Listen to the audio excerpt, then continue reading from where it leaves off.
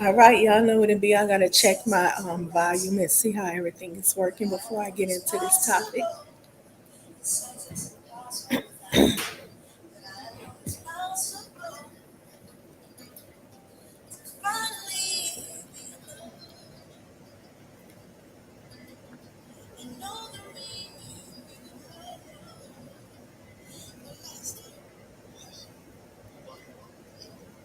I knocked the whole thing off.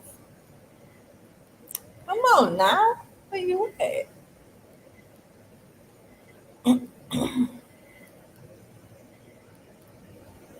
Okay, I think I'm there. Let me see how this sound.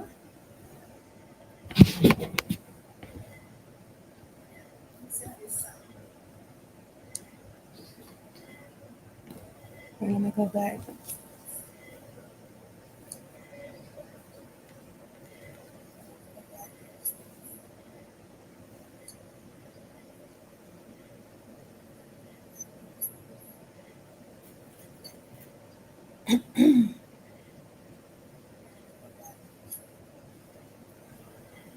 I think that's testing, testing.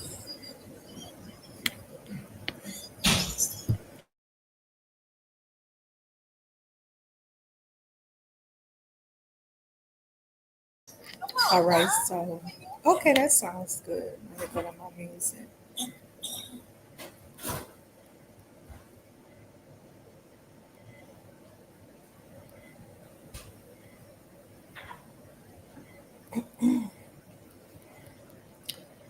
Okay.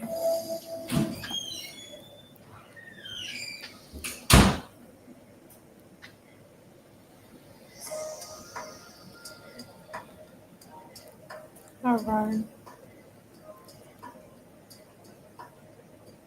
I think I'm on the right channel. All right.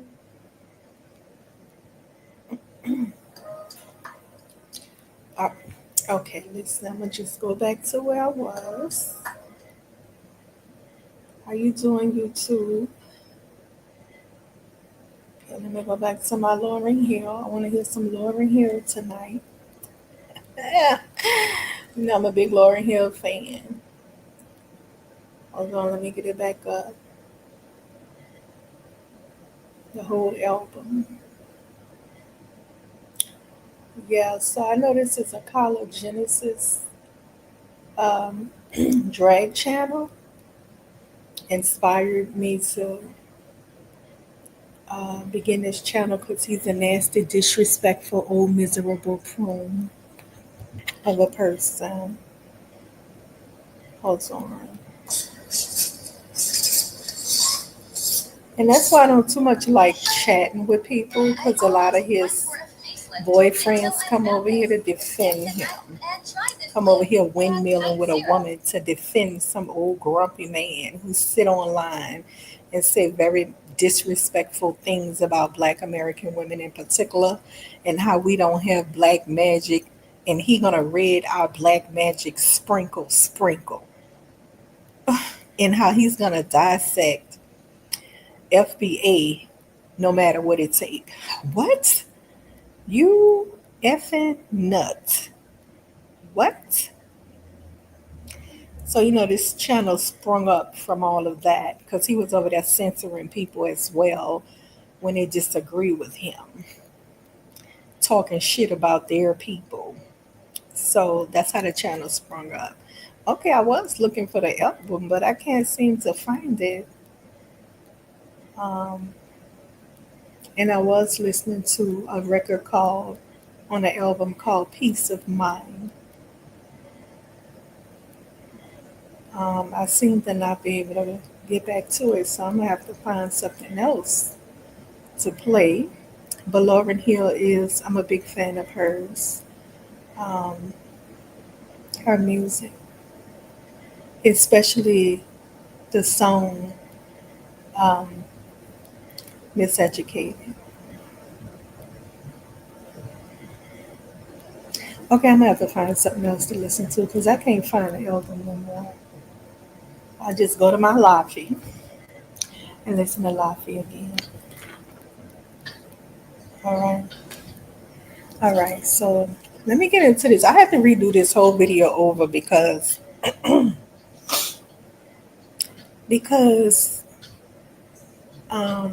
last stream I did, it was all over the place. So tonight, I think I'm gonna just jump right into my stream topic without talking about other stuff first. I'll talk about the other stuff later. You know what I mean?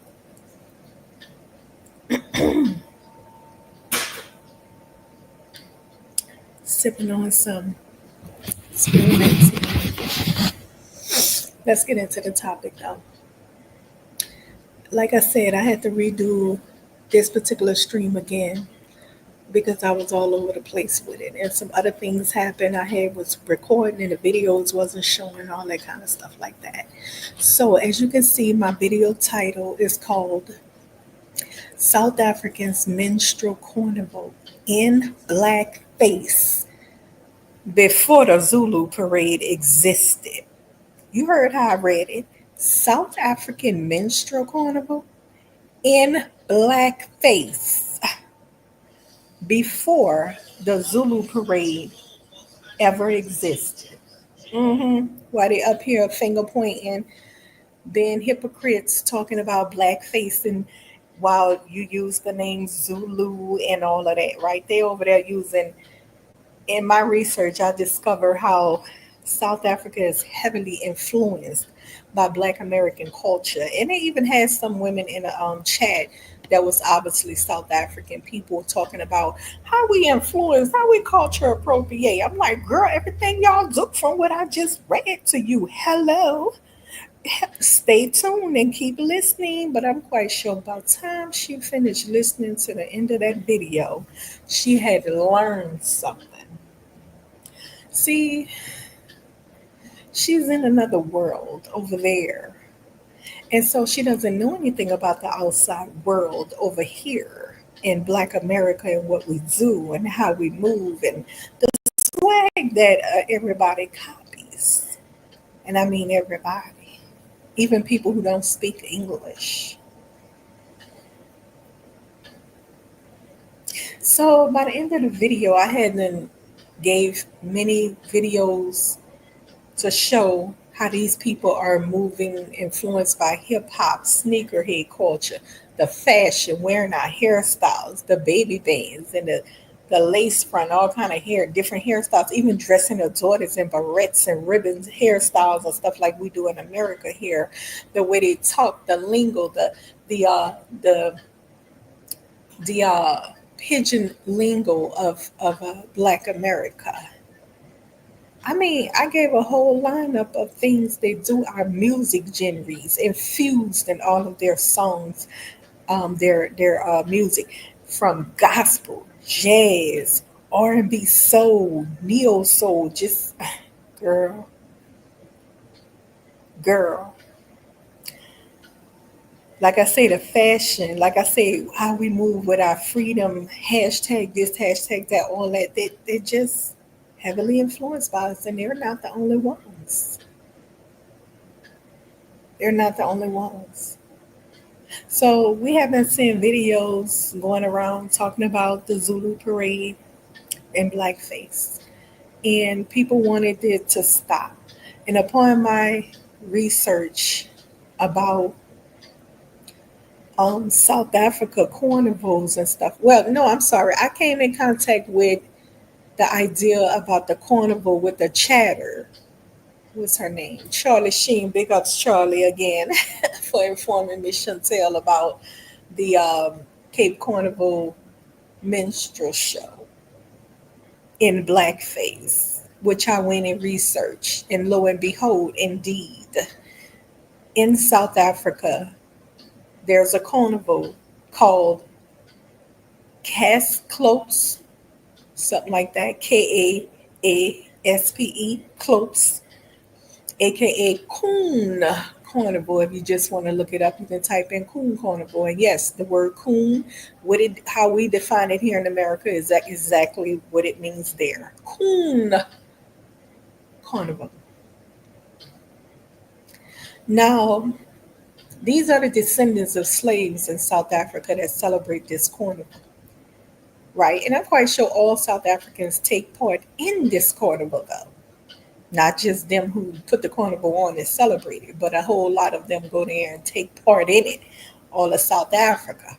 You understand what I'm saying? Now, let me give you the rundown, a little bit history about this carnival. And let me go to it and on GPT chat while I'm talking about it. I want to give you a visual of it. Um,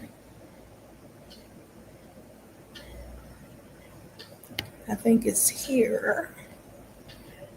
Yes, honey. I was I was shocked to read about that carnival. Okay, hold on. This is the wrong one. Let me go back to the other one.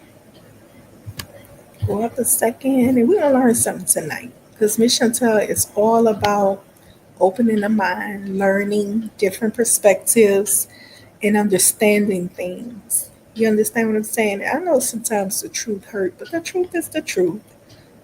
You know. Let me go back up here. Um, okay. Okay, yeah, I'm getting to it. Yes, honey. It's a lot of things. It's a lot of stuff we just do. South African culture. So then we pass with Black America. Okay. I think I'm at the very top of this. Well, I guess now, let me see.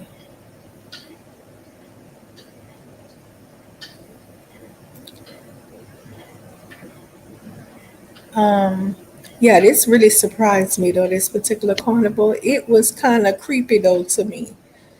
I don't know if y'all know what I mean when I say creepy though, but that's my southern dialect when you bunch your words together. When you bunch your words together, and somebody may not know what you mean when you say creepy though. I mean, it was creepy though. You know what I'm saying? Phew. I watched it, but it was creepy though for me. Being from New Orleans and watching the whole culture of New Orleans just being uh, like a culture vulture thing. They don't pay any homage to New Orleans Mardi Gras carnival. They act as if this carnival is something that they just came up with out the blue. And baby, by no means did you come up with it out the blue because it's exactly the same goddamn thing they doing. I mean, ain't no twist and turn. It's the exact same thing, down to the colors of Mardi Gras. The second line, and second line is not a white celebration, a part of carnival. Second line is a Black American traditional celebration we do. It has nothing to do with Mardi Gras.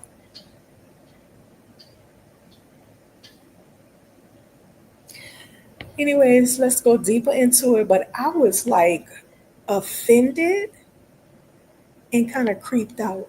It was creepy though. It was creepy for me to watch it. Creepy though.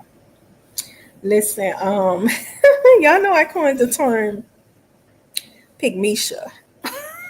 I was on Jessica X panel one time doing a little pushback with him, and I was talking to the ladies especially. I didn't want to talk to that upsetting in character. Ugh, ugh, ugh. Anyways, I didn't want to talk to him. I was giving pushback to the ladies, and I was like, "Oh, okay, so I guess you a pick me shit in." And everybody, pick me shit, pick. I'm like, "What? What's the deal?" They're like, "You said pick me shit." I said, "I thought that's what y'all call it, a pick me shit." They're like, "No, we just said pick me," but I made it into pick me shit. Also, I was on Cynthia G panel to give her some pushback a while back. This happened some years ago. And I was like, okay, you sure you want to have the conversation? Oh, after that, I started hearing the conversation all day long. I'm like, dang, people really, these people kind of move in the same area. I mean, like, I don't know, stuff get spun around the internet really fast, really fast. But anyways,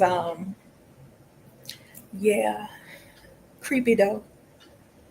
Don't be listen. Miss Chantel coined that. Now creepy though is a bunch of words shoved together. All right, ain't no articulation and there ain't no enunciation. It's just bunched up like everything. You know how we say, I don't know. I know you immigrants who come over here to my channel because this is a troll channel for Kala and he's an immigrant that cosplay Black Americans. Listen, it's not for you. It's for the Black Americans that tap in. You understand what I'm saying? So for the Black American brothers and sisters, or even if you want to know what it means as an immigrant, it just I don't know means I don't know. Do you understand what I'm saying? Just like creepy though means it's creepy though. Creepy though. I watched it and it was creepy though. Sheesh. Being from directly from New Orleans and seeing my whole culture being stolen. I have to say stolen. It wasn't even they don't acknowledge that it comes well, they don't acknowledge it, but when you look into it, the people who write about it acknowledges that it's a New Orleans vibe that they have put in incorporated into their carnival. Do you understand what I'm saying? So let's get into it though. So I need to share the screen because last time I forgot to share the screen and was yapping. I was yapping and y'all couldn't see what I was talking about. Hold on one second. Let me get up there. All right. I want to be quick with this one because I got other things I'm talking about on this stream as well. All right, let's start right here. We're going to start here. Yes, indeed. I hope y'all having a good day or a good night. Some of y'all might be in places where it's already wind down time or in the bed somewhere. So let me get this stream up. Child, I was just flabbergasted. I'm like, okay, I get it, but why you don't pay homage and let people know that this is a New Orleans thing? You just acting like it's just your culture you came up with. No, the hell it's not, because I'm looking at the purple, green, and gold all day long. Even doing some swing dances. Mm. All right, let's get into it. Oh, I need to share that screen. Mm-mm-mm. Let me share that screen. There it is. There it is. Come on now. All right, so let's start with this. I'm gonna read through this real quick, and then I'm gonna go into the videos to show you the comparison of New Orleans second line to um, the Coon Carnival. Okay, so let's talk about the history of it first. I got some videos as well that's gonna show the history of it as well, and it ain't gonna be it's short versions of videos. It's not really videos that's like even 2 minutes long. So I started with GPT chat and I asked history of South Africa's minstrel carnival. I'm like, tell me about it. So GPT chat says the South African minstrel carnival, also known as the Cape Minstrel Carnival or Kaapse Klope, is a vibrant, colorful, and complex celebration that takes place every year in Cape Town, usually on January the 2nd, known as Tweed New Year. I ain't pronouncing that right, but you can see the art. You can see what I'm reading, okay? If you want to go and, look this up yourself, you can look up the history or you can see where I'm reading from. But behind the music and parades is a deep history of colonialism, slavery, survival, and resistance. Where it came from, slavery and colonial roots. The festival dates back to the 18th and 19th century in Cape Town during the time of Dutch and British colonial rule. Enslaved Africans, Malays from South Asia, Southeast Asia, and indigenous Khoisan people who were brought to the Cape and forced into slavery by colonists. These enslaved people were given 1 day off per year. Wow. 1 day off per year. You get the breakdown? 1 day off. out of the whole year, January 2nd, to rest and celebrate after working through the European New Year. Now, understand it was not like American type of slavery where they were working the plantation fields and stuff like that. They were not working on plantation fields. They were more like let's say factory type of workers where they make stuff for the people. Okay, more like that. But that's still tiring, and you still need a longer rest. Okay, so anyways, these people chose to celebrate on that one day off out of the year. They chose to celebrate, not rest, like, just sleep or something. So the roots of the carnival come from the only day enslaved people were allowed to celebrate freely, and they made the most of it. Influence of American minstrelsy. Now, before I even go into the reading, the minstrel shows were shows that white men painting their skin and doing these performances like they're black people and making black people, black entertainers and stuff, and black people look ridiculous, slow, dumb, and stupid. Okay? So when you think about something like that, white men dressing up as performers, painting themselves in black paint and acting as though they black entertainers and black people, it is something truly wrong with the psyche of that type of person, that type of male, and that type of person. To do such a thing, it is a form of obsession that's unexplainable.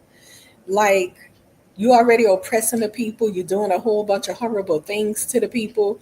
You're just doing all kinds of horrible things without even thinking in your mind that you're horrible. But you know that you do horrible things in this world, not just to Black Americans, but in Native Indigenous American people, but to the world. I mean, just recently, some bombs dropped over there with Somali for fun, basically. I mean, come on, why the other presidents ain't drop it? Okay, so anyways, this is what I'm saying.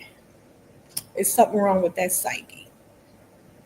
When you have men that dress up as other men, and they didn't just do this to Black American men, they did it to the indigenous American people as well. They would have these TV shows called Cowboys and Indians. And there were no Indians in the TV shows.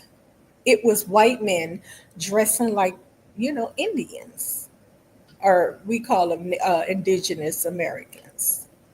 They were dressing up as though they were indigenous Americans, and they were put on a show called Cowboys and Indians, and how they chase down the Indians and kill them and stuff, and have shootouts with them and stuff.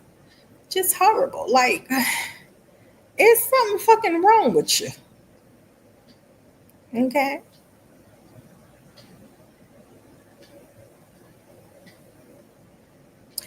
But you would make it out that these people are the bad ones that you're making a mockery of. The indigenous American and the Black American. You see the psyche of the people. Think about that. So, anyways, this is how American minstrel shows came about, because these people were bored with themselves as usual, and they always had slaves to do everything for them. They never really had to do shit, and they just decided to have fun entertaining themselves by acting like black people and American indigenous people.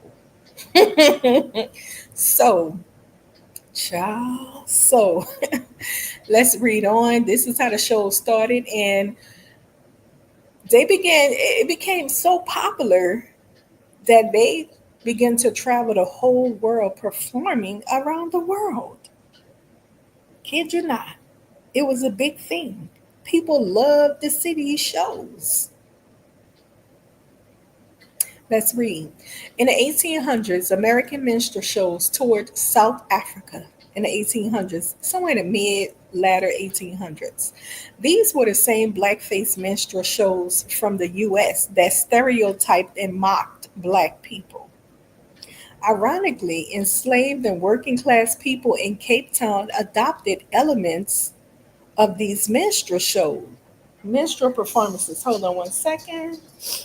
Let me read that second statement again. It say, ironically, enslaved and working class people in Cape Town adopted elements of these minstrel performances, like colorful costumes, face paint, yes, the black face paint, black and white face paint, instruments, and parading, but flipped it into something uniquely their own.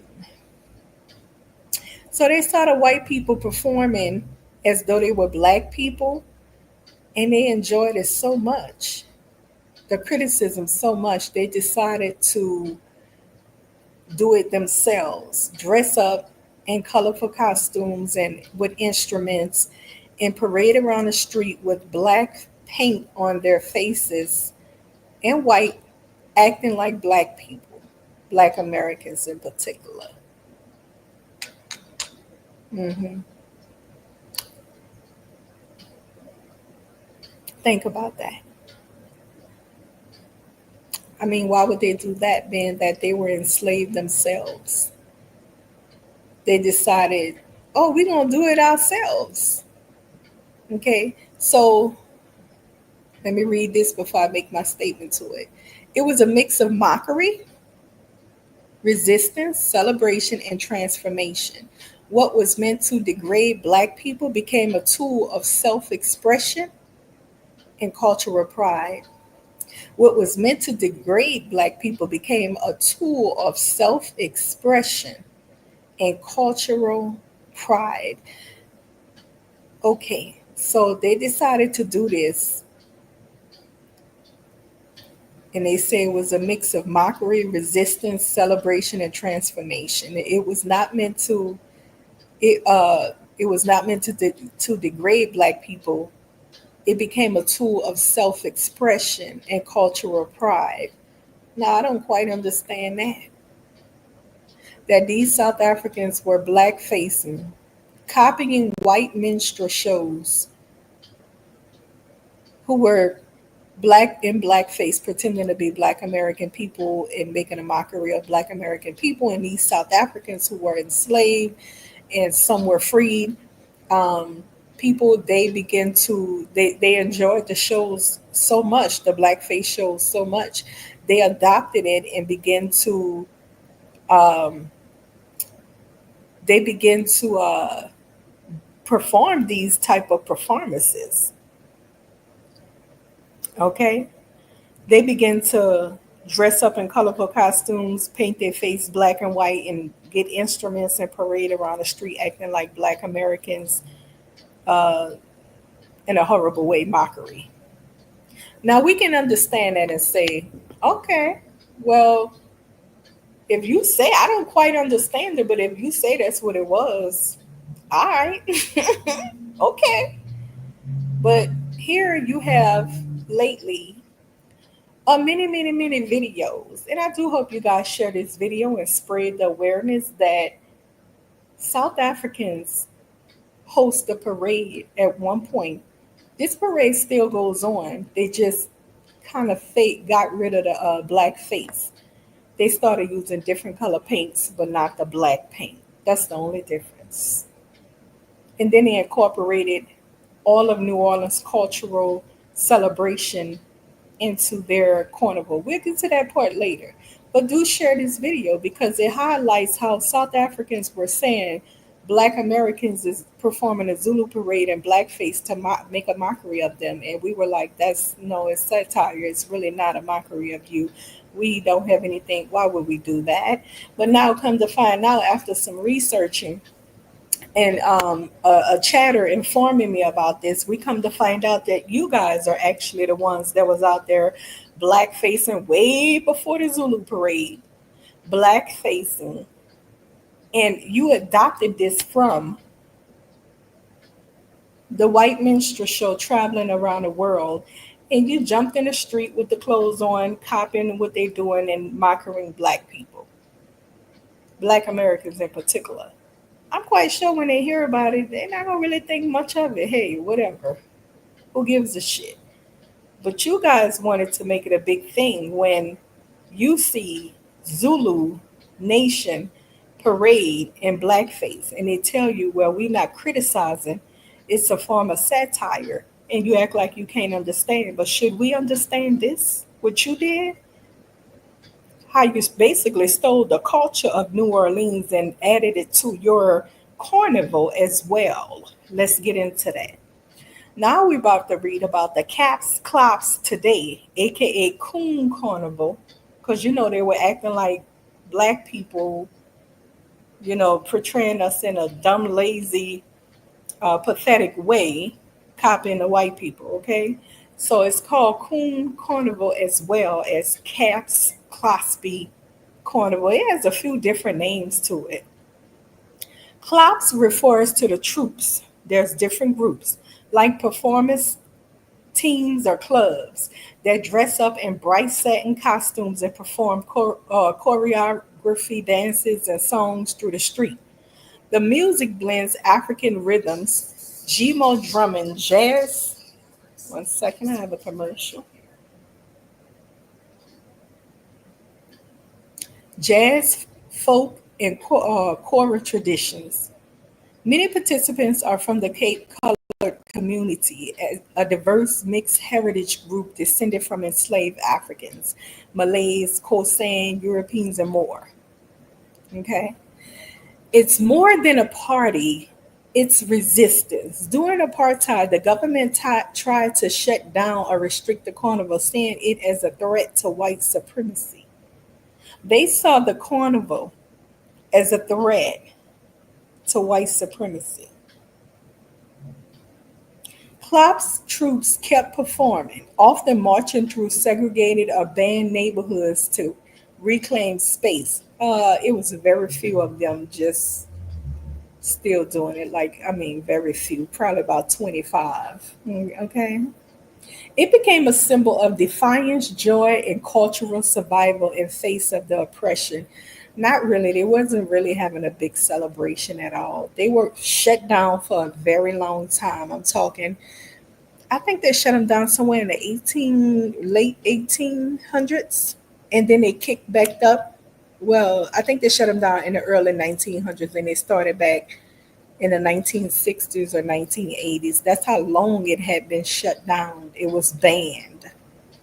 Okay, themes and symbols.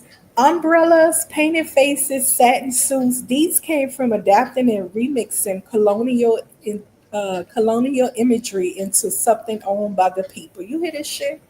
I'm gonna show you where it come from. All right. Songs often tell struggle, humor, pain, and hope. Why it matters today. Okay. The carnival still face criticism and debate. Some say it's too rooted in minstrel imagery. Others say it's been reclaimed and repurposed, meaning they don't paint their faces black anymore and they use different colors now, but it's still a form of, you know, black facing without black paint. For many, it's a deep cultural tradition that honors ancestry, community, and resilience. It's also a time to reflect on the history of slavery in South Africa, something not always taught or acknowledged fully. If it's one thing Miss Chantel don't like, is when you take a person's culture, some of their culture, and you don't pay homage. Listen, I'm to the point if I use somebody's video in my stream, I always go to the video source and I show you the name, I give a shout out, and I say, if I looked at the channel, I let you know, hey, I think this is a good channel. You guys should check it out. If I haven't watched the channel, I say, if you want to go check it out, this is the source of the information, the channel I'm using. This is the name. People who don't pay homage or give credit where credit is due and just take people's stuff, I consider them thieves. And I would consider that culture vulturing. Indeed. Because we're gonna show you where the umbrellas and all that come from. This ain't no by no means is this some where people do the same thing all over the world sometimes and they don't even realize it.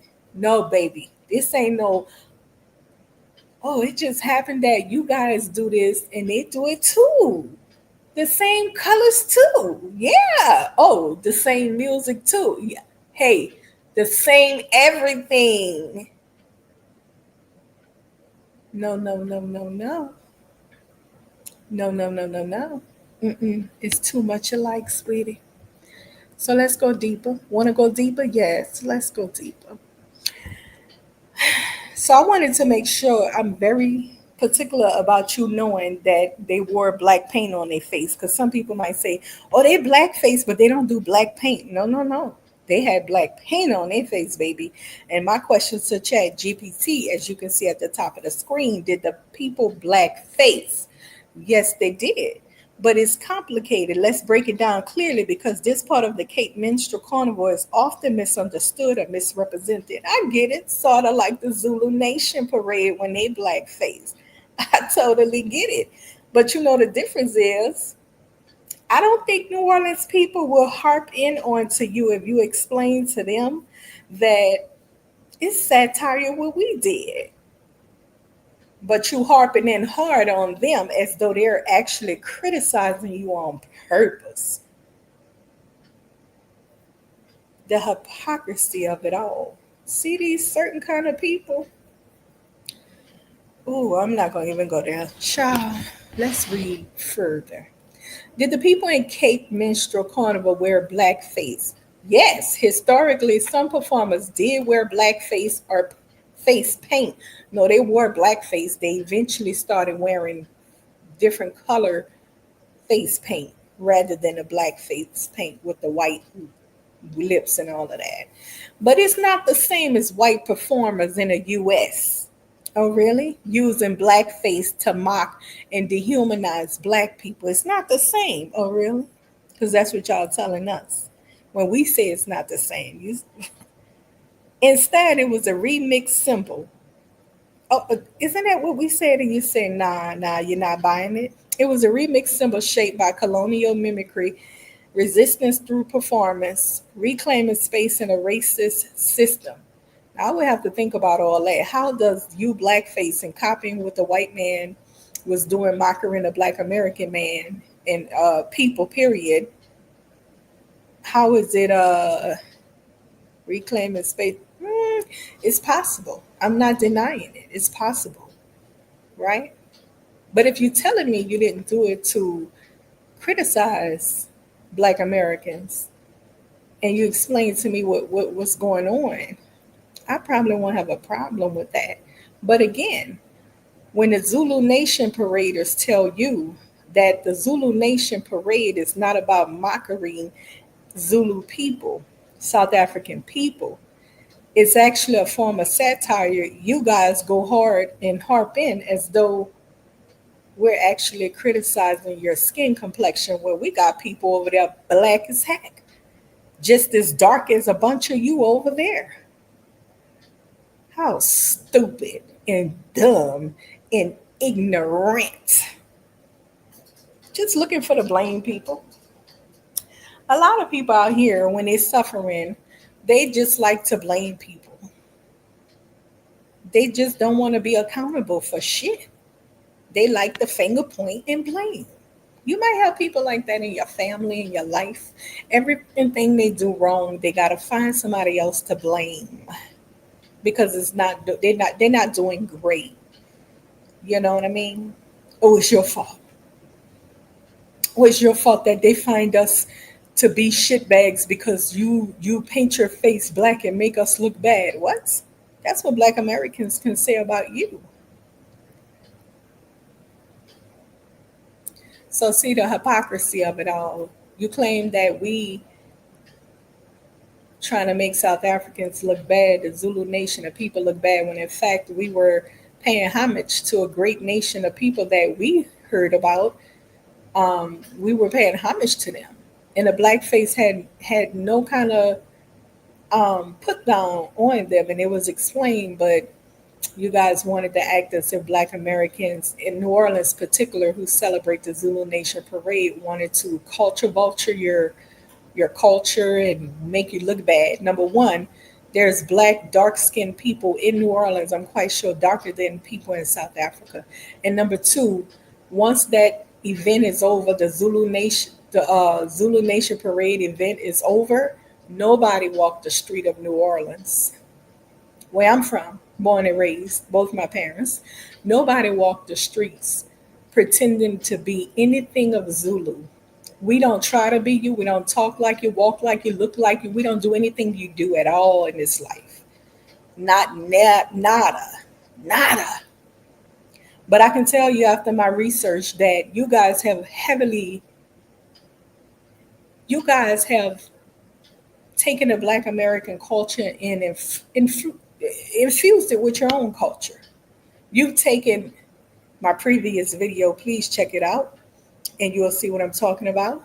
I went through a whole list of things that you guys do that's Black American culture. Okay? Yeah. Especially the music genre and the entertainment, the arts, the fashion, all of it.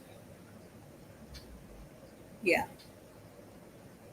So, see, nobody in New Orleans or outside of New Orleans, blackness is walking around culture vulturing anything about Zulu people or anybody in South Africa.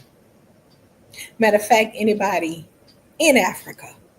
Because when you sell your people, as I spoke about on the last video, when you sell your people, participate in slavery, selling your people to other nations of people, you cannot afford to finger point talking about somebody's culture vulturing. Those people that you sold, those women who begin to have the enslavers' children, and she passed the culture along with the fellow brothers. They passed the culture along to the people. And the people practice the culture. It is not a stolen culture, it's their culture. See how your culture gets spread abroad is because you decided to sell your people abroad for whatever reason. You cannot in turn say these people aren't entitled to do African things or whatever you think is considered African things or African Zulu culture. Okay? It is their culture for claiming. It is their ancestors that you sold abroad. Take a seat. 5 rows back, all the way to the left. And be quiet now, because you ought to be ashamed of yourself. You full blast hypocrisy going on. Finger pointing, shaking your head, talking about, but that's criticizing us and making us look, our name look bad. And here you over there, black facing way before Black Americans in your carnivals, adapting black face performances from white people who act like Black Americans, by the way, in a bad way. All right, let's finish reading because I want to get through this real quick. The history behind it. Minstrel shows were imported. Okay, I told you the history of that. 1800s, white American minstrel troops toured South Africa. Okay, these shows featured white men in blackface doing racist caricatures of black people, just like in the U.S. This colonial entertainment caught the attention of locals, especially those from oppressed communities who were watching the people who mock them get paid and celebrated. See, I was thinking that's where it was headed. I was thinking that's where it was headed. I was like, wait a minute, did they do it because if the white man can do it and get paid, they can just do it and get paid? That's what I was thinking for a minute. You know what I'm saying? Listen, in America, that's what happened. If the white man can get paid, just acting like you can get paid, just being yourself. and just doing a goofy show for the white folks or something. You know what I'm saying? People would jump to it. I think this was done not only in South Africa, but in Black America as well. Let's be honest. Colonized people flipped the script. Enslaved and working class South Africans began to adopt parts of the performance style, but not as mockery. They added music, rhythm, humor, and satire, turning it into a way to mock the colonizers, celebrate themselves, build community identity. Isn't this what Black Americans said about the Zulu nation? But you guys act like you couldn't understand it. Now, you guys did it way before them in the 1800s. Their parade in the Zulu nation started 1910. And I'm reading. In this way, some black and colored performers use blackface paint, but not to degrade themselves, more like wearing a mask in a carnival to make fun of power. Okay. I hope you guys catch on to that. Not always black face, often colorful face paint. Well, you just changed it now, okay? Let me tell you when they changed it. Like I said, the government with this apartheid thing or whatever, they were like oppressing the people or whatever. Y'all can't be having fun. We don't want to see you living, happily. White people don't want to see black people living happy and shit. They like to torture them and see them just down, oppressed, out. They get off on that kind of shit. You know what I'm saying? So they didn't want to see them out there celebrating and having fun. You know what I'm saying? Like, I bet you they hate it today because they be out there celebrating and having fun, just like Black Americans, and they hate it.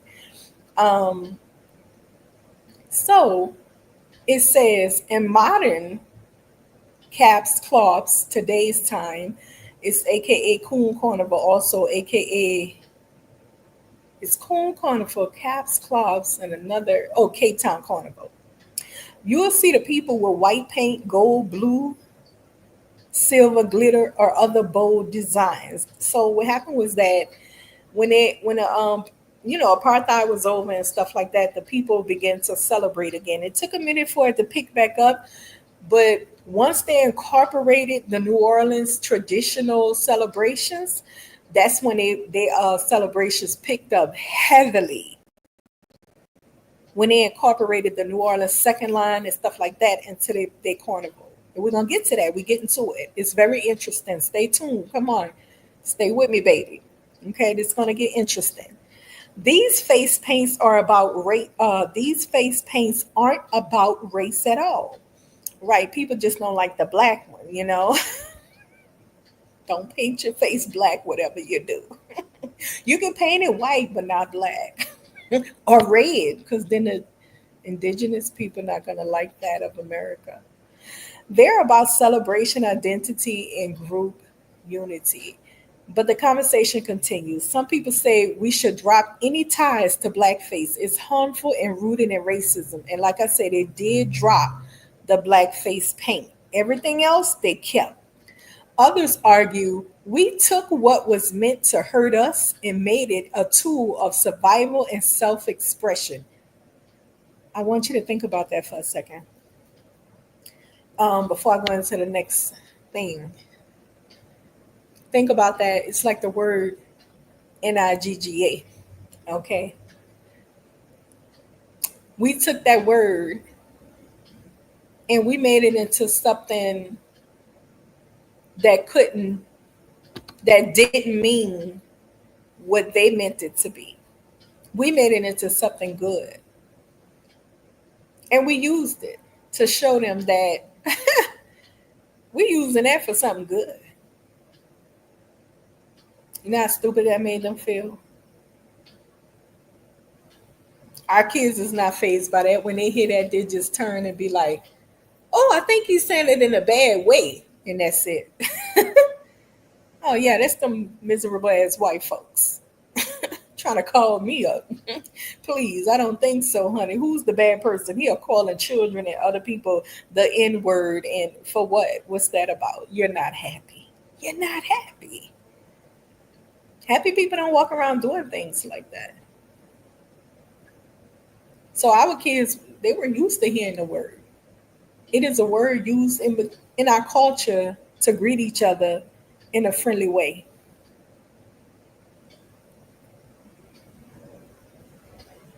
even to make sure we understand that we brothers and sisters, close knit.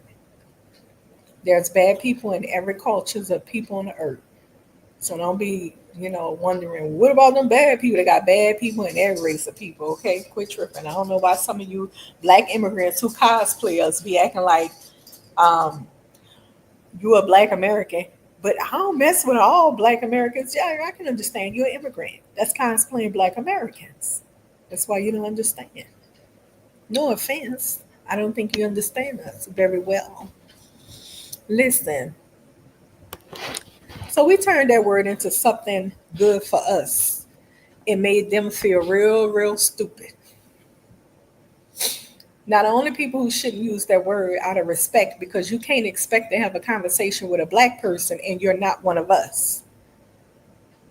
I mean, you can't expect to have a respectful conversation using that word and you're not one of us. Like, why would you use that word and you're not one of us, knowing that the word is derogatory coming from that end, right? So when you partake in our culture, it's something you shouldn't use, period. It is something we use. It's for us. Do you know we're not the only race of people that do that? We're not the only ethnic group of people that do that in America. It's a other many ethnic groups of people in America that take words that was meant to degrade them from Caucasians and they use it among each other. If I was to go up to a Mexican group and be like, "What's up, yo, speak, speak, whatever," it's kind of like, "Whoa, we know you're not white, but yo, chill," because you know what I'm saying? Yeah. I, out of respect, as a black person, wouldn't do that. Even though I hear them using it with each other all the time, I wouldn't do it. I would completely understand what they're doing. I'm smart enough to understand what they're doing, and I'm smart enough to also understand not to cross that line because I'm not one of them. Even though I may be cool with them, I'm not one of them. Even though I may have children with them, I'm not one of them to be using that word freely among them. I'm an outsider. Even though I'm not white, I still shouldn't use the word out of respect. Eminem, the rapper, said that. He said, "Oh, I just stay away from that word, period." Like, you know what I mean? Like, even if my buddies tell me I can use it, I don't F with the word, period. Because come with that comes a whole bunch of debating and pushback and all kinds of stuff. You just don't, I wouldn't use it. Okay, it's not just a Black American ethnic group that does it. It's other groups that use words. They have taken words meant to degrade their group and they use it among each other in a good way. It's called reclamation or something like that. Reclamation. Yeah, just like these minstrel shows. They took what you meant, what the white man meant to mock them and criticize them and flipped it. Do you get it? Yeah. So I had asked the question to GPT chat, how long was the carnival ban? So up here it says the ban restrictions under apartheid was from the 50 to the 1950 to the 1980s, but apartheid started in 1948 to 1994. Damn, I didn't know it was 1994 up to that point. It was a period of institutionalized racial segregation and discrimination enforced by the South African government. Um, Authorities thought a carnival celebration of African and mixed heritage as a subversive political act. So it was heavily regulated, censored, or banned outright in many instances. The carnival's large jubilant processions were viewed as a challenge to the racial hierarchy and the controlled, restricted lives of Black and colored communities. In the 1960s, at its peak of suppression, the government tried to restrict gatherings, stop performances. Okay, in the 1960s. even control the clothing and face painting used during the festivals. Okay, I had the timeline mixed up, but from the 1950s to the 1980s, it was pretty much a struggle to have their celebrations and stuff. Okay, from the 1950s to, I thought it started a little bit around 1920 maybe, or the late 1800s, but it was from the 1950s to the 1980s. In the impact of the band, the carnival, particularly the parades and performances, was restricted to smaller private events for a time. Many troops faced police harassment and were unable to gather in public spaces. Ooh, that sounds like the Black American experience there, honey. They don't want y'all gathering up for nothing. They show up on the scene when they see black people gather. The police come out. You're like, what you need to, what the police out here for? Because it's a whole bunch of black people. Censorship in the music and satire was common. One second. Got a commercial here. Censorship of the music and satire was common as the government feared the political messages that could come through the carnival storytelling and symbolism. Wow. And we're about to talk about the emergence. What happened when it did come back? Okay, give me a second, right quick, you guys.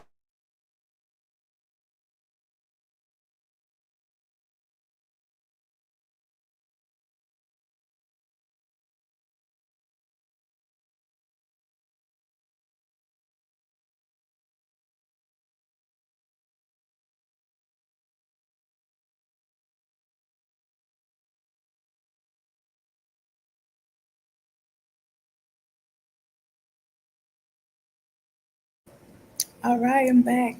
So let's get back into that. We're gonna learn something tonight because, oh man, I made a mistake and clicked my music off. We're gonna learn something tonight, and we're gonna be respectful with it, okay? I'm gonna try not to be biased with it all, but be respectful about what I think, okay? Because that's how we learn. We have to be respectful.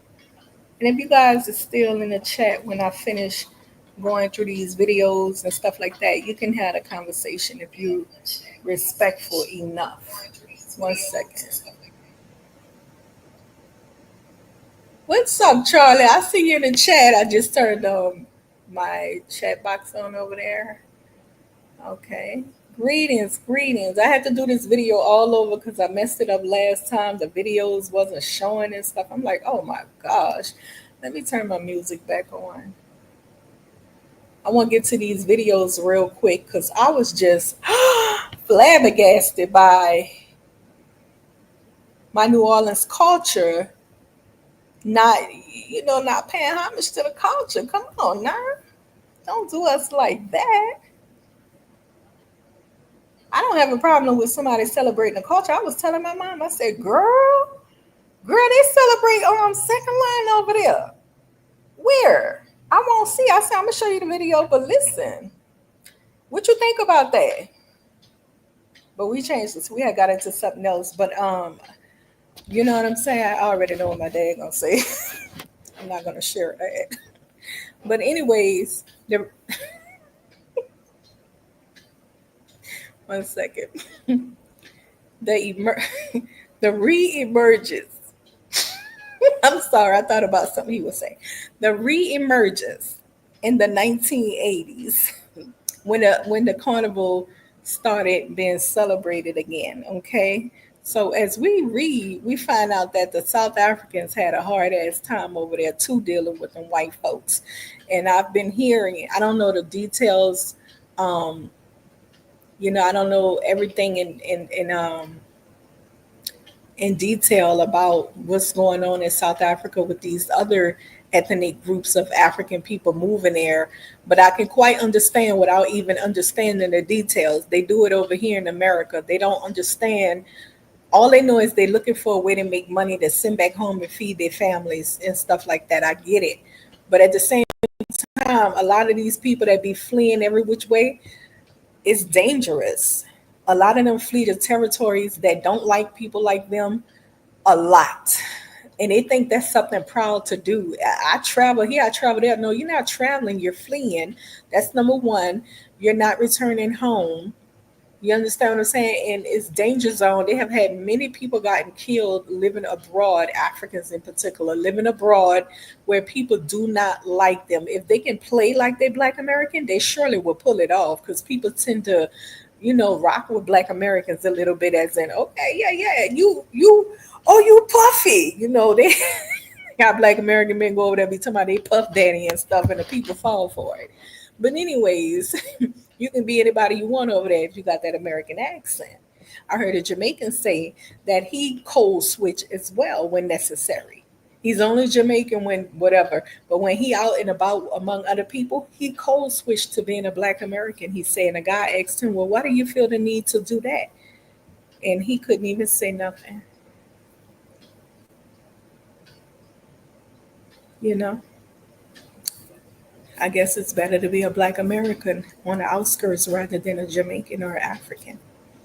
So, anyways, many of them go abroad and they end up dealt with in the wrong way. And they come to places like America and they don't know the terrible history here between different cultures, different ethnic groups of people like Black Americans, American Indigenous, and Europeans. They don't know, they have an idea, but they don't give a shit anyway. They just want to get what they want to get, but they undermine other people struggle with these people at the same time. Same thing in South Africa. You step into a hostile territory, you know the beef between these people, but you don't give a shit. You just came for what you can get, and you cutting in, and it seemed like you're working for the white man at that point. What the South Africans gonna do? They're gonna deal with you. You can't just run any which way and think it's okay to do that kind of stuff. And then act like you don't understand. You really do quite have an idea. You just don't give a. Okay. You're just trying to make money and eat. You don't care. All right, back into what I'm reading because I want to get to these videos. When the carnival did reemerge in the 1980s, dang, I thought it was the 1960s or 50s when they emerged. It was way in the 1980s when they emerged. Despite the restrictions, cultural resilience kept the carnival alive in spite of the restrictions. The restrictions. In the 1980s, anti-apartheid movements. Oh, that's loud.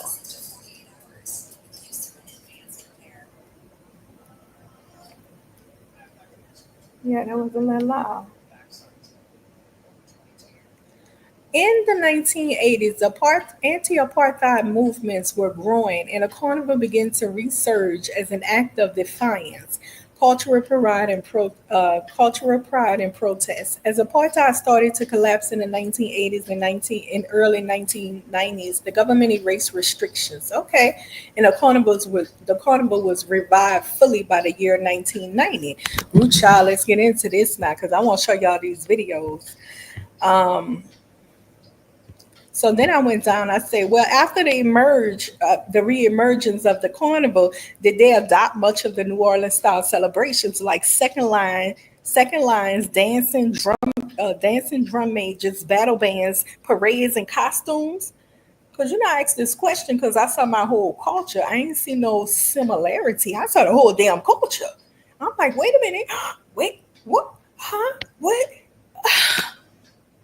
Oh, I didn't know how to feel. I was like, I'm I'm not, I'm kind of offended, but am I offended? I'm offended.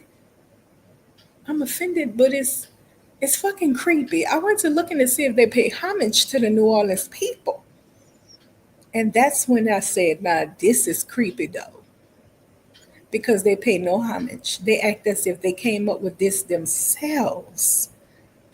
When you, for real, for real, for real, South Africa, for for real. Can we be adults and just admit? Never mind. We got different mindsets. I always say that. I always say that. You got to understand these people have different mindsets. They own some different shit completely. They're going to take what they want, period, to survive and to have claim to whatever.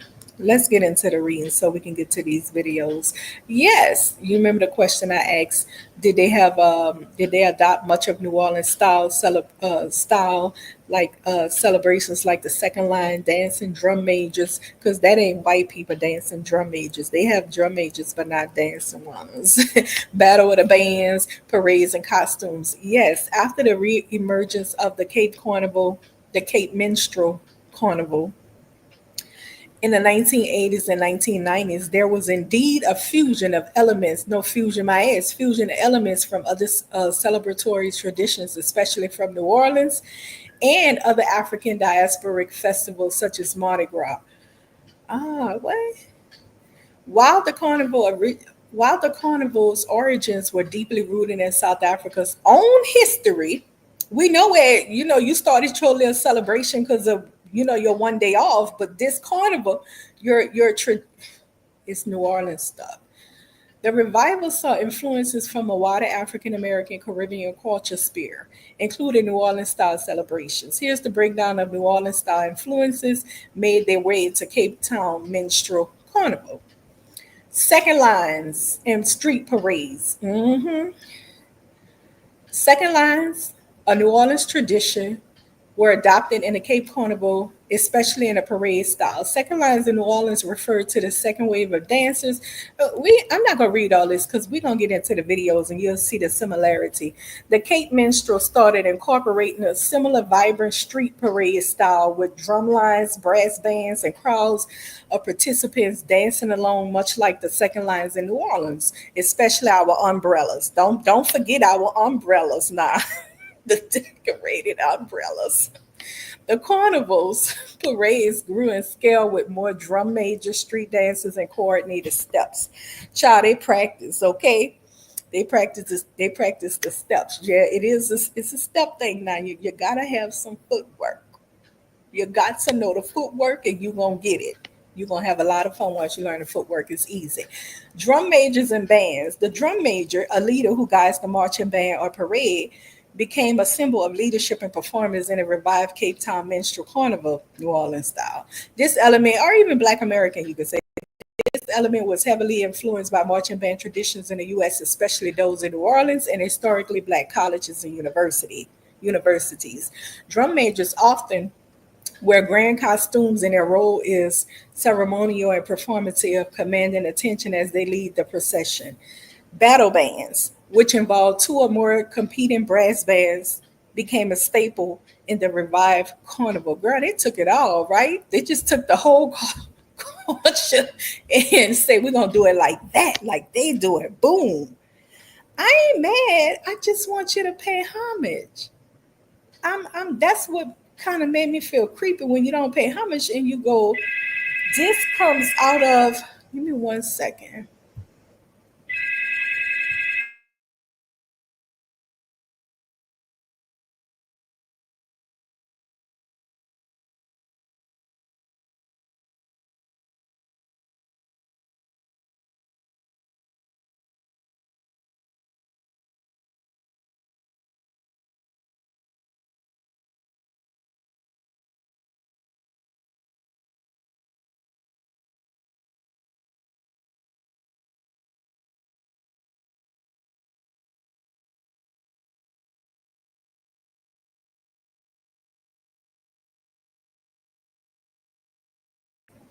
Yeah, so back to what I was saying. So yeah, the battle of the bands concept. Let's go further. Dancing and costumes. Costumes in the Cape Minstrel Carnival began to evolve from the traditional brightly colored suits and face paint to more elaborate theatrical outfits, often inspired by the grandeur of Mardi Gras costumes. The elaborate costumes and feathered. Yes, honey, they have like the Mardi Gras Indians and stuff, the feathered costumes and everything, girl. I was like, girl, They doing it. Okay, glittery attire worn by participants during the parades and reminiscent of New Orleans Mardi Gras Indians. Yep, and Mardi Gras cruise in New Orleans.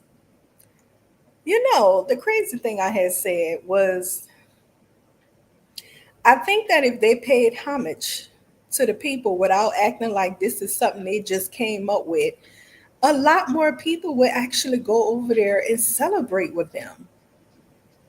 Like it's a whole New Orleans performance and second line and everything in another country. And I mean, a lot of people would go over there and celebrate with them, but they asses over there acting like they just came up with this out the blue. If you pay homage and be like, yeah, brothers and sisters, we celebrated over here with you. We down with you. That would become a big thing. But see what happens when you don't pay homage to people and you kind of culture vulture. That's the kind of crazy stuff that happen. People don't even know much about the celebration over there, the New Orleans celebration that you guys hijacked over there in Cape Town, South Africa. The rhythmic dancing also became more styles with groups of performers in unison. And the streets of Cape Town are alive with the kind of high energy street dancing often seen in New Orleans parade. Musical influence, the gospel, jazz, and brass band sounds that are iconic to New Orleans also played a role in shaping the musical aspect of the carnival after its reemergence. Then they took the musical style of jazz and they came up with this music they call Jima music, traditional Cape Town blended with jazz and soul influence, which were popularized in New Orleans. I don't know what the hell they talking about. Popularized my ass in New Orleans. I never even heard of this genre of not genre, but this type of jazz music. This ain't popular in New Orleans. What is these people talking about? Oh, child. Brass bands, marching bands, and drum lines became central to the rhythm. Wait a minute. Let me back that up. I know they're not trying to say that geo music traditional to Cape Town blended with jazz and soul influences, which were popularized. Girl, they're trying to say that, girl, they took jazz music, which is of black people, and blended it with their music. Okay, whatever. Brass bands, marching bands, and drum like you see how they do though? They would take your shit and infuse it. I mean, that's how our culture is made. We blended everything. But girl, you if you're gonna take our music, I'm done. Uh, the African diasporic connection, the African American and Afro Caribbean heritage. They incorporated some of the Caribbean celebration in there too, the banjo stuff and the sticks and the hips. You know what I'm saying? You got a little bit of that in there. It's different groups of them though. I don't think that the minstrel. Well, the different troops of them. I think it was the Kaapse Klope that incorporated the blackface and the New Orleans thing, but the other ones, because it's different races of slave descendants and shit, is all different ethnic people and stuff. I ain't about to go into all that. It's a headache. It reminds me of New Orleans when it comes to the so many different ethnic groups and sub ethnic groups. It's too much. Anyways, they all in South Africa. So, how the carnival looks today. Today, the Minstrel Carnival has a unique blend of traditional South American elements, South African elements and global influences, particularly from New Orleans. Vibrant parades and floats and brass bands, battle of the bands, second line, drum majors, all that kind of stuff like that. So, did New Orleans influence Cape Town Minstrel? No, you're not.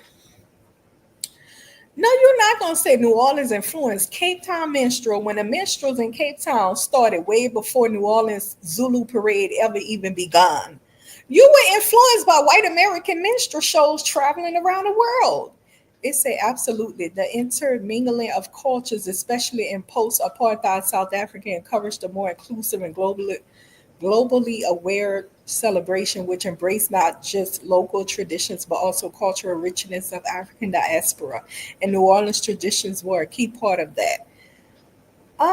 No. So did New Orleans influence Cape Minstrel? Okay. I'm thinking they saying they influenced them to do blackface. Okay.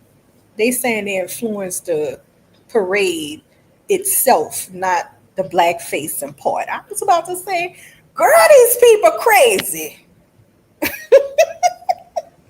For Caribbean adaptions. And they, like I said, they did the Caribbean adaptation as well of some things you're gonna see in there. Do they swing and Lindy hop in a carnival? Now, I don't know if a lot of y'all know what swinging and Lindy Hop. That's the old school back in the days. You know when jazz was on the scene big. You know they used to do the slide cat and the slide steps and stuff. I like those days. I'm like, ooh, we. They looked good back in them days.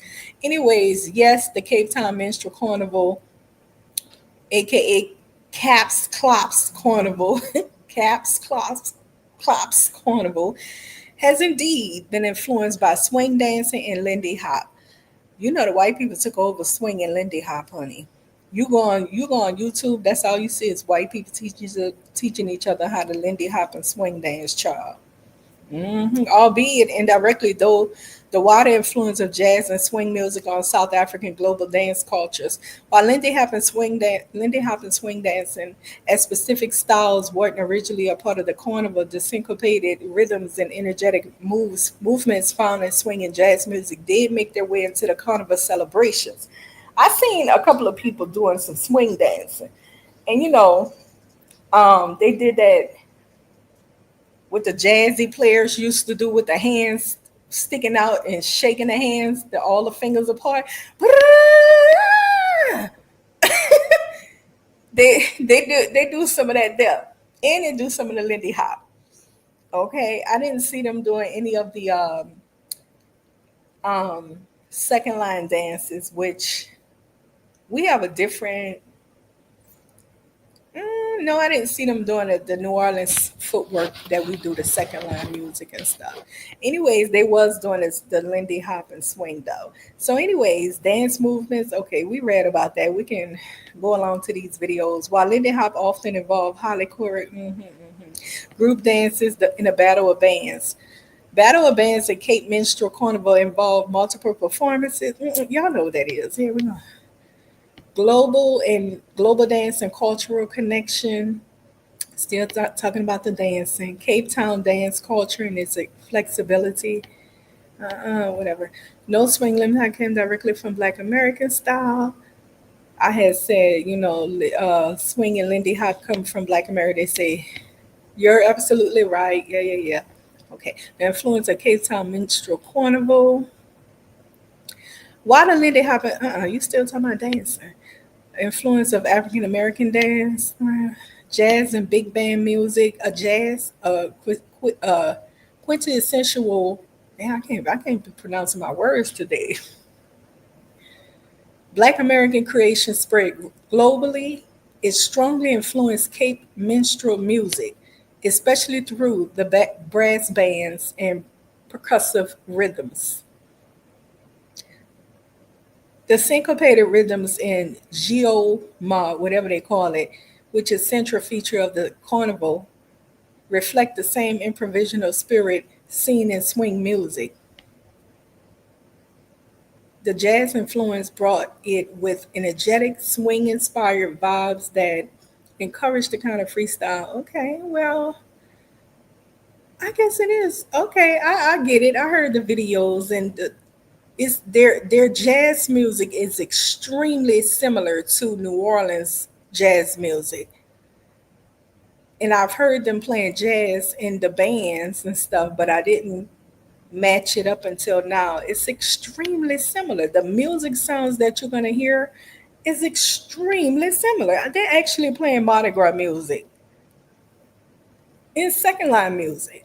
So I don't quite believe that their geo jazz is something they came up with. Sweetheart, you probably added a little sound to it and that's it. That's American second line music. Black American second line music in New Orleans. Group dance style. I'm not about to read this culture. Celebration of black culture. Okay. Spontaneous conclusion. The deep conclusion. So yes, the Lindy. Still on the dance. I ain't know I had. Did the Coon Carnival adapt Mardi Gras? Colors. Okay, let's get into this. Yes, the Cape Minstrel Carnival, also known as Coon Carnival, did indeed adapt elements of Mardi Gras into the iconic Mardi Gras colors, which is purple, green, and gold. That's how I knew that they stole our culture, celebration culture, when I kept saying green, purple, and gold, green, purple, gold, green, purple. I say, oh no, no, honey, we're not gonna do this. This is New Orleans stuff. The influences of Mardi Gras New Orleans and in the Caribbean carnival traditions played a significant role in shaping the visual aspects of the carnival of the Cape Minstrel Carnival, especially in terms of costumes and parade aesthetics. Okay. How Mardi Gras colors were adopted: purple, green, and gold. In case y'all can go back and read this if you want, you can look this up on GPT chat. In the case of Cape Town Minstrel, these colors were adopted as part of the overall festive aesthetics. I thought so. I thought so. Were vibrant, bold colors. I kept on seeing the purple, green, and gold. Mardi Gras influence in Cape Town Minstrel Carnival. I'm not about to continue to read this stuff. Influence of Mardi Gras on Carnival's evolution. Blend the Mardi Gras influence was especially evident in a post-apartheid period when there was a conscious effort to connect with global African diaspora celebrations, including those of Caribbean and African American communities. I I was surprised to read about how a lot of Black Americans have been traveling back and forth to South Africa. A lot of connections with South Africa, doing that apartheid thing and helping them out and working with them and stuff like that. I didn't know about that history right there. But they were going back and forth on ships, and eventually traveling improved. Modern day travel came about. But even back then with the steamboats, they were going back and forth. Them trips was hella long. They were going back and forth to connect with the South Africans and work with them about this apartheid, on anti-apartheid type of stuff. Yeah, interesting. And I think that's how some of the bands, like a lot of New Orleans bands and Black American culture, they would travel with them over there so they can do performances and stuff like that. And I think that's how they came in contact with a lot of the performances of New Orleans people, because both of the cities are port cities. Okay. And so they did a whole lot of going back and forth. But it was an interesting, I didn't read deeper into that connection, but they did have some sort of connection with Black America, via Cape Town port and New Orleans port. So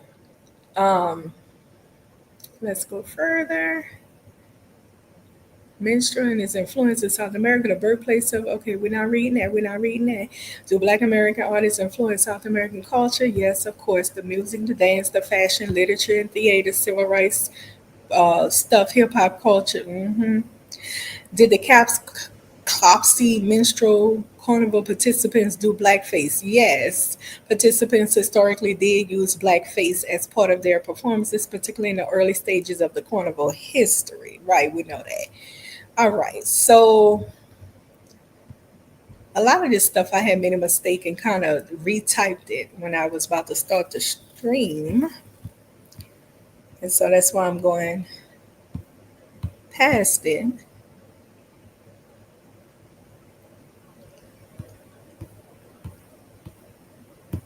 Which group jazz music is very okay? Why do everything Black Americans invent food is created? Oh, this is a good question, honey. I was like, wait a minute. Why do everything Black Americans founded or create is connected to Africa? And it brought me into some very interesting stuff, y'all, that I'm going to share with you later on in the stream. But first, since we ended reading about we read about the trying to find these celebrations. We read about it, the carnival. Now we're gonna take a look at the videos, and then I'll go back into why they connect us to Africa so much, which is very interesting because I'm like, listen, a lot of our traditional cultural stuff has little to do with Africa. Cut the shits. It's more of indigenous and European stuff, and that's blended because Africa had faded over time from us. Mama Africa traditions was little, little, little. Much of it faded. Our traditional ways were no longer African minded. We didn't think like that. We didn't move like that. We didn't cook like that no longer. None of that kind of stuff. Remember, the enslaved women were having the enslaver's children. That means all of her children was biracial, white. Then when they grow up, the biracial daughters get with a white man, enslave her, and have more babies. Do you see the whitening out? Eventually, oh, they did have white women graping on black men. What they would do with the baby is hurry up and put it with the slave women to raise the white woman's baby from the black man she was raping. Grape, graping, okay? So trust me, they had a lot of that going on too. Now they wasn't left out, baby. They had women who had, them single white women who had them some male slaves around. You know what I mean? Okay, so that's how that went. So our people was being whited out, just like the indigenous Americans. So a lot of the culture, you see how the indigenous Americans lost their culture, a lot of their culture, whited out. But listen, we ain't talking about that right now. Let's check out these videos and then we're gonna go back into that. So let me start with this video. Let me go over here and start with.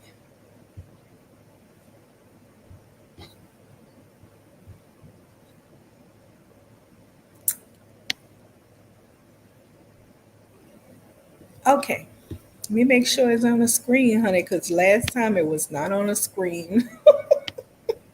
I'm like, oh my goodness. Girl, you was talking down. The people wasn't saying nothing you was doing. I almost just forgot then. I was like, wait a minute. Go back and see if it's on the screen, baby. All right, so let's get into this. The first video I want to share, I want to show them first, and then I'm gonna show you the comparison. Oh, I gotta show this video real quick. It has nothing to do with it, but check the stupidity of this out. I wanted to sh- I wanted to share this video because a lot of us, we have children we put out there in the schoolhouses and stuff, and we don't teach our children what to understand about these schoolhouses and the dangers of them. You know what I'm saying? Some of the teachers is like really like not good.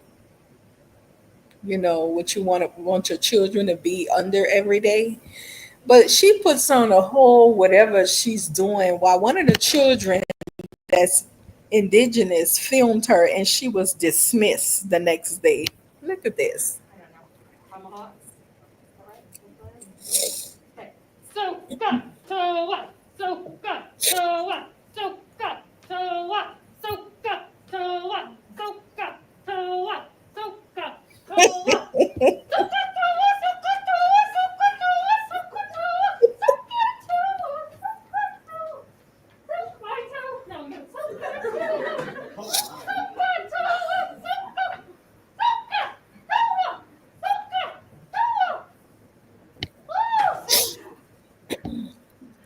And eventually, I get to go home, and I get all of my feathers. Girl, my son would have had a ball laughing and sharing the video. Listen,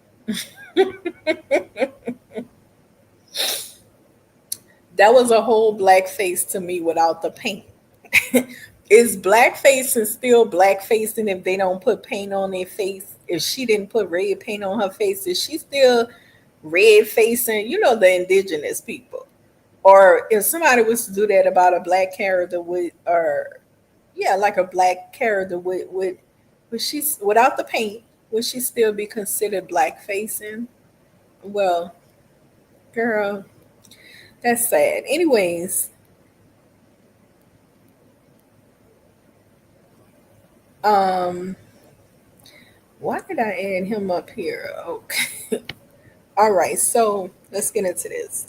If you're wondering how I score top essay marks like these in university, one of my secret weapons. Sorry about the commercials. Sorry about them commercials. It's Dr. Bird here, and I am so excited because it's been so long since I was able to talk some history. No, we not. I'm sorry. I put this video up, but we're not doing all that talking. We just want to see the visuals, the parade and stuff. I done gotten to the point where I don't want to see the talking. Okay, I want to see the parades. You white women couldn't wait, huh? Oh, you couldn't wait. These white people want to market South Africa as just a white country. They really do. I don't know if you guys have seen this video. It's annoying the shit out of me. I watched it, and I wasn't happy. I was annoyed. I almost vomited in my own mouth. I was like, what? These white girls doing the Afrobeat shit. I was like, I knew this shit was coming. There's a lot of videos of white. But listen, via black men. I don't think it's many black women out there promoting these women to be doing that. No, it's not. It's via black men that promoting that stuff. On top of that, I played this video because he kind of had me laughing because I had just finished watching the parades again in South Africa, and I was feeling the same way he was feeling. I was so like over it and disgusted because they didn't pay homage. I didn't like that. I didn't like it at all. I felt the same way he felt after I finished watching those parades in South Africa. No homage, no kind of respect. Just don't act like it just came to them out of nowhere. But hold on, let's get into a video.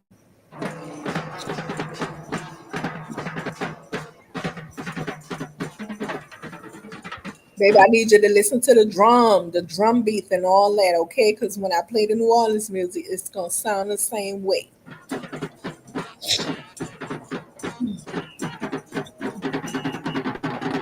In New Orleans, we are very, very strong on our children learning drums. Okay, I forgot what they call those particular drums. I forgot what they call them. I try to get my son into it. He didn't want to do it. I bought him a trumpet. Then he talking about the piano. I'm like, oh my gosh, I ain't wasting no more money, baby.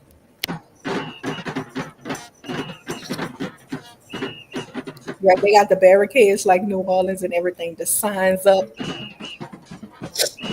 The whistles, you're gonna hear the same thing in New Orleans.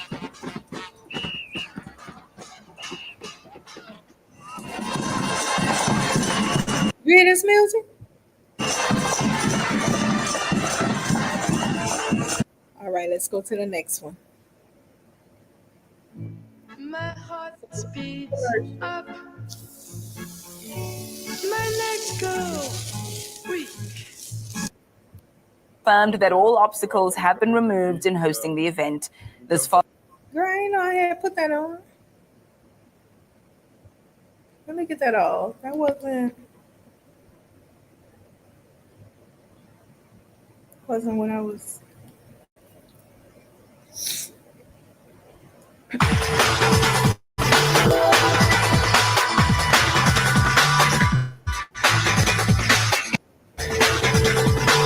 Okay, hold on, because I didn't put up some videos that. In Cape Town, and I'm about to meet up with the award-winning coon troupe, the Young Tycoons. Yeah, this is all New Orleans. The Portland's Indoor Sports Center is home to the colorful Young Tycoons, or referred to as minstrels. These performers form part of a collective called the Kaapse Klope. The origin of the Kaapse Klope stretches back to the 19th century in the time of slavery. District 6 were allowed one day off on January the 1st. A carnival was born as the slaves used music and dance to express themselves. That's swing dancing right there, baby. Busted! To express themselves. Meet Muhammad Zain. It ain't the whole swing dancing, but you know we put our hands up and shake the dance and all that. Senior member of the Young Tycoons. Is it? Hi, lekker cool. Hi, lekker bro, man. Lekker, man. The Young Tycoons are a minstrel group. Remember these slave descendants and ethnic groups is all different kind of slave descendants mixed up and stuff. We are here to entertain people and we are a youth development brass band. By entertainment, I mean dancing, jumping, playing our music, being joyous in the streets and eating our drugs. That's New Orleans. The Coon, the minstrel is definitely part of the Cape culture with it. This is our color tradition, showing the people our culture. their culture. You see what I'm saying? Come walk up to next year. This is what you people are going to expect. Well, that's New Orleans all the way. And this is just a rehearsal. Imagine what. A lot of times people try to base their journeys off of what other people are doing, but See all that clown balloon stuff? That's that carnival stuff from over Caribbeans. But the face painting, we don't do too much face painting in New Orleans. The children get their face painted, but the umbrellas and all that, you know, with children drumming and stuff, New Orleans.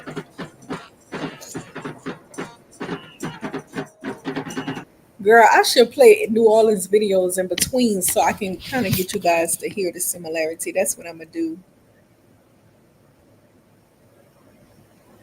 Yeah, I think that'll be better because I want you to hear the similarity. So this New Orleans, baby, all right? We do it just way better, of course.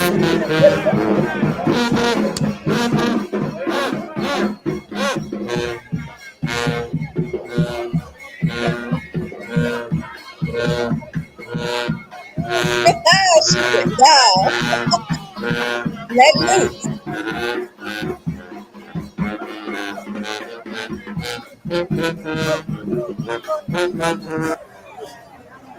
Y'all there?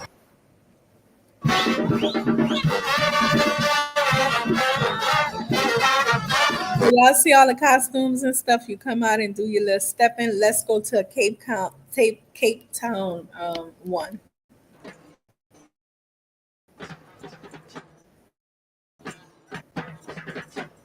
See, let me get to the costumes.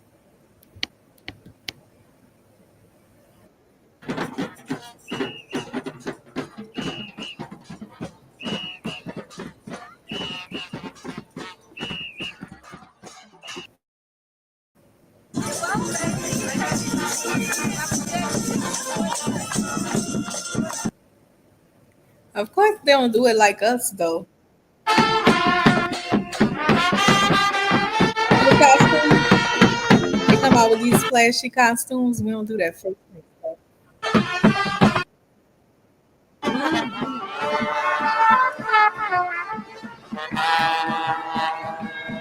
Is that jazz?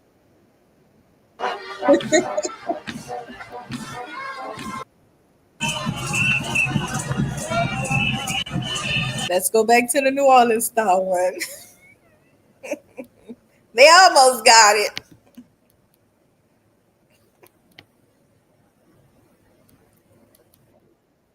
Small business owner? Need to pay vendors and suppliers around the world? Start using Melio to make payments.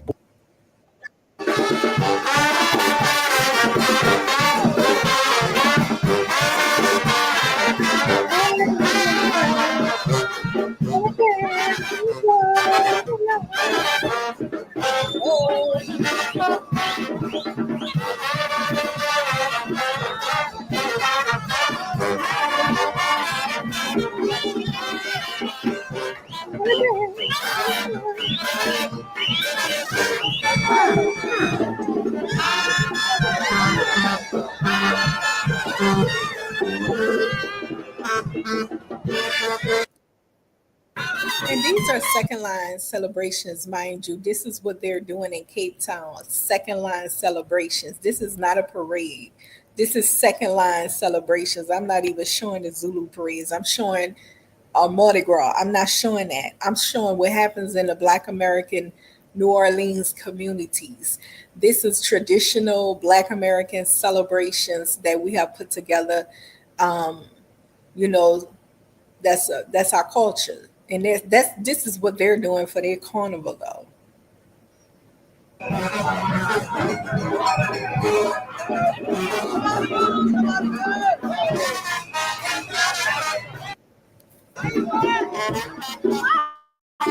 want y'all to hear the sounds now. You got to listen to the sound of the music and stuff. When I play the other video of them, you'll hear how they're trying to exact the same music. They getting there.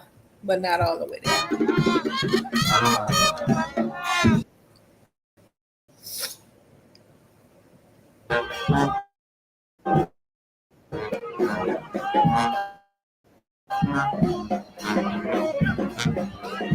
Well, we do have a certain New Orleans second line and stuff like that. We have a certain footwork that you learn, and then you put your style on it.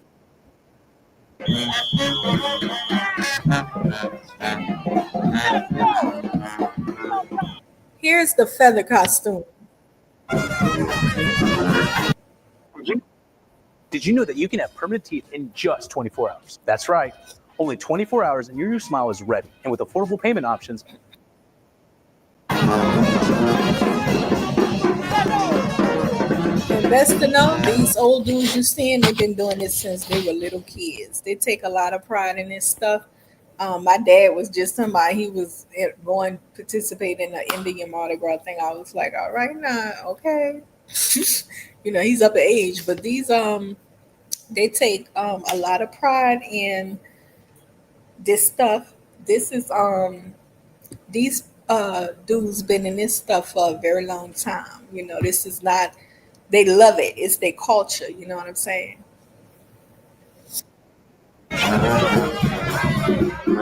Have this all in the, see how they got all this here? You're gonna see the same thing in the other carnival in South Africa. The people doing this type.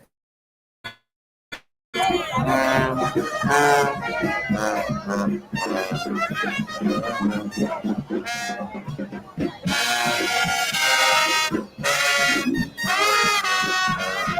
All right. Let's go into the other video.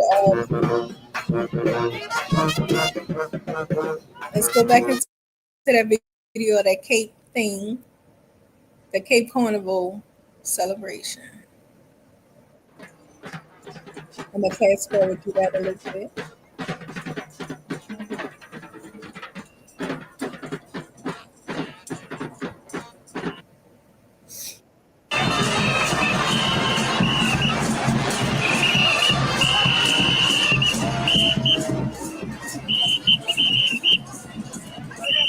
Yeah, they so like, oh, they trying, girl. At the railway stadium. I'm happy. I'm seeing the Coon.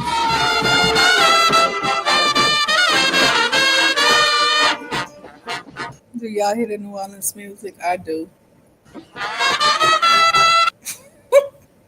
Almost like a carnival, like a Caribbean mix too. All right, we're gonna get off of this one. I'm trying to make sure I delete these videos so I don't replay them.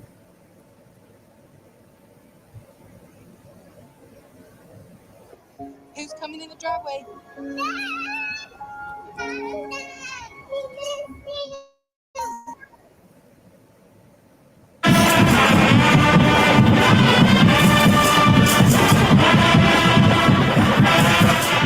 I don't know if you ever been to Mardi Gras. Do you not hear the Mardi Gras song?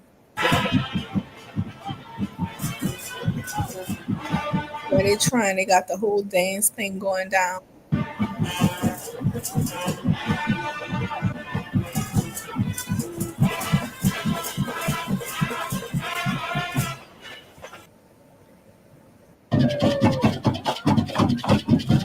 We wave flags too.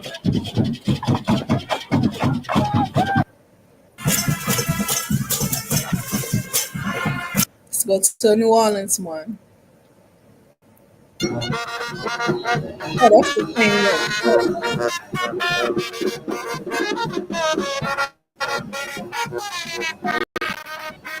That's why I like to remove the videos, because I don't want to hit the same one again by mistake. This is New Orleans.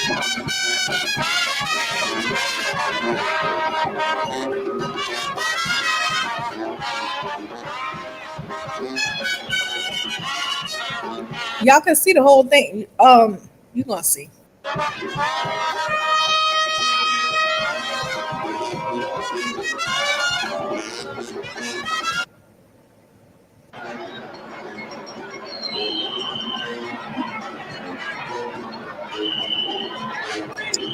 Flags, feathers, all that. Whistle, you gotta listen to the whistle sounds, all that.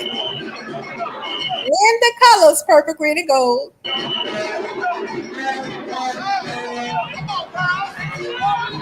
And we parade around the streets.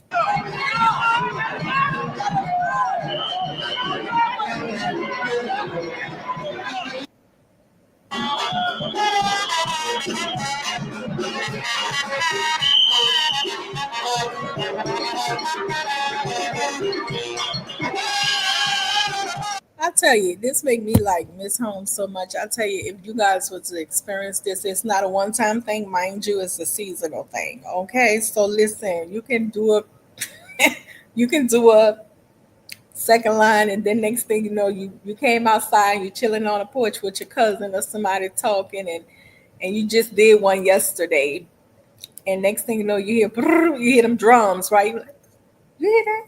I hear drums, girl. You don't hear nothing. Brrr, you hear them drums again. You're like, no, I think I hear drums, girl. I hear drums. That's how we used to be as little girls. Then next thing you know, we're like, oh shit, it's a second line. Get my scarf. And you go follow the second line all through the street dancing, and people join in as they move through the street. People join in, just dancing and having a good time. It's the best fun ever. No city state in this country I've seen that can have a good time like New Orleans people. Like, they celebrate everything. When I was younger, we went on a lake every summer faithfully. I mean, every Sunday faithfully. Nobody had to have food or anything. You was gonna be fed by everybody. It was just like that. Nowadays it's different, of course, because niggas is crazy today. But back in them days, yeah, it was good.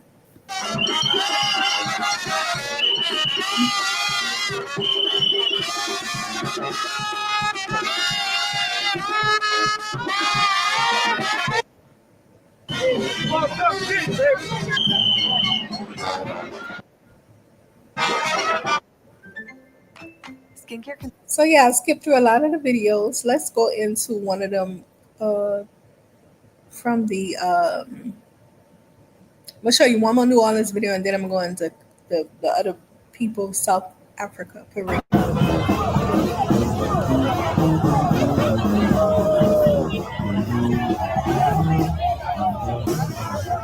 So you see the feathers, the bright colors, all that stuff. You gotta listen to the music, the whistles.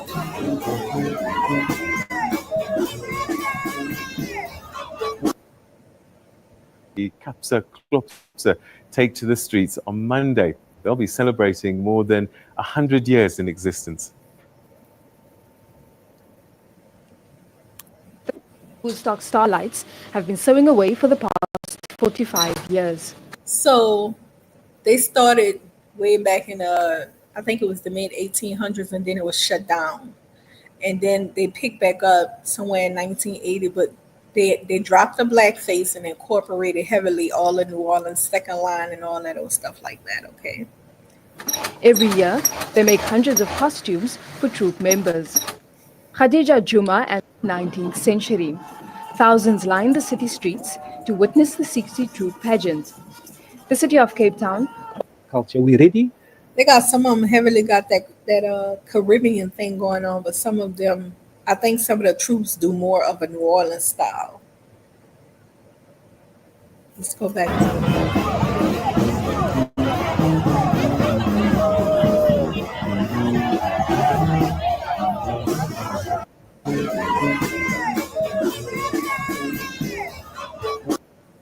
Yeah, let me go up here and get a... The Kaapse Klope.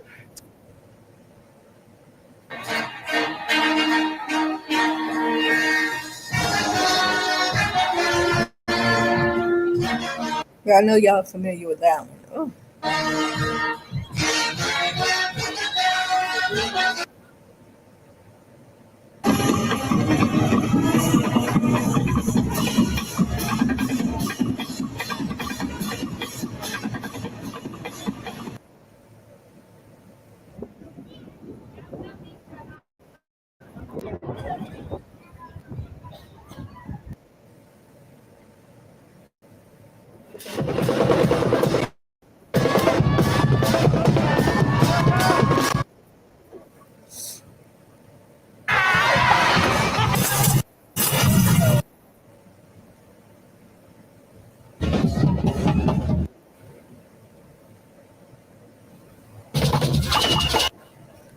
can tell.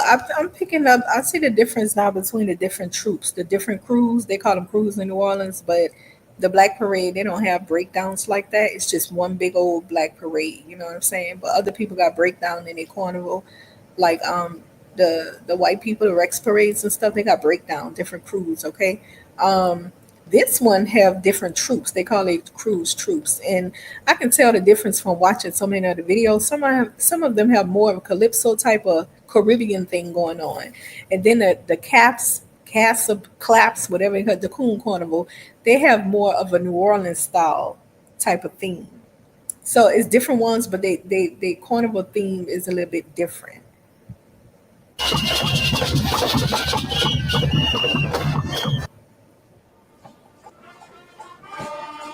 Yeah, I can tell this is more of the blackface history one. This is more of them because usually they paint their face and they have a more of a New Orleans. You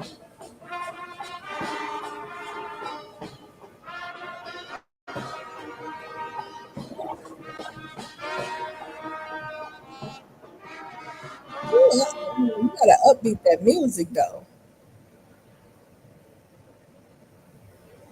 For the McLaren Formula One team, a successful car starts with over 14,000 meticulously crafted parts perfectly. You see the calypso one I just played, and I said they're more of a New Orleans theme style. Now you can kind of hear the similarity.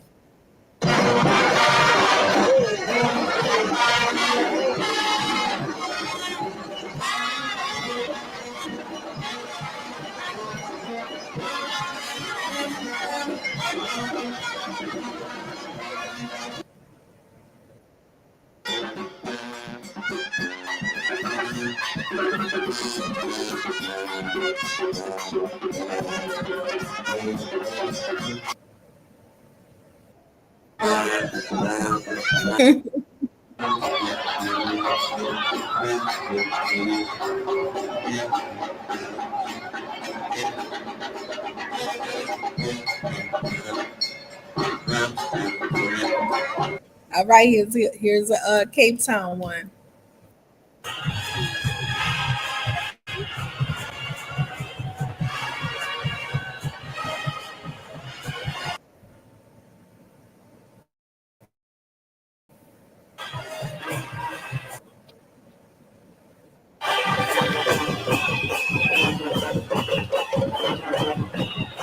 That's a calypso sounding one.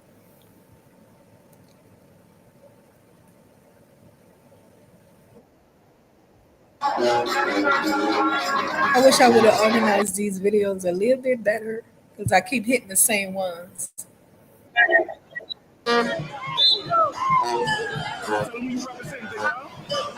This is New Orleans. Uptown, yeah. Yeah, kids, don't play with us. Don't ever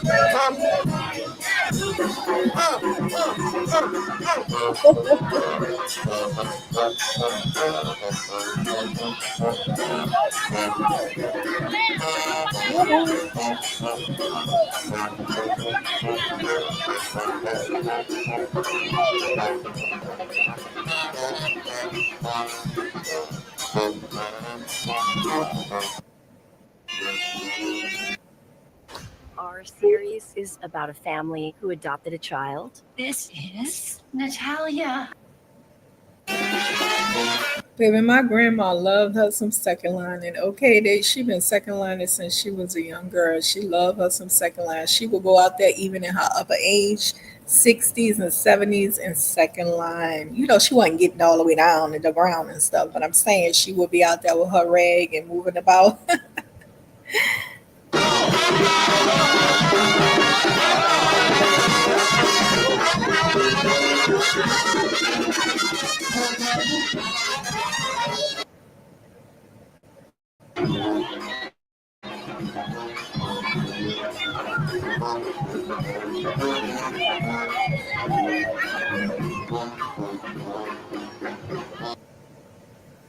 So as you can see, this second line stuff is a street. It's not a carnival. We don't call it a carnival. It's not it's the South African one.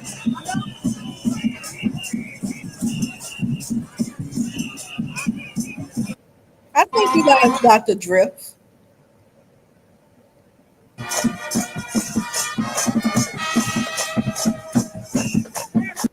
Oh, I don't like that kind of music, like the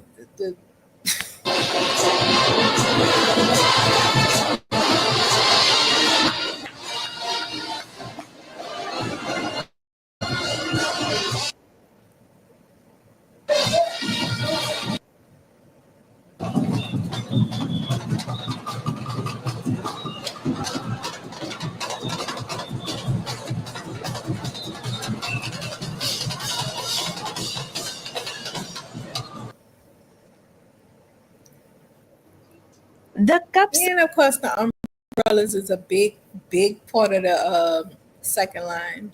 Klope are in all their splendor taking shape. 42 teams, 13,000 participants, and a good 20 plus hats. On the 2nd of January, they will take to the streets draped in a kaleidoscope of colors. Now the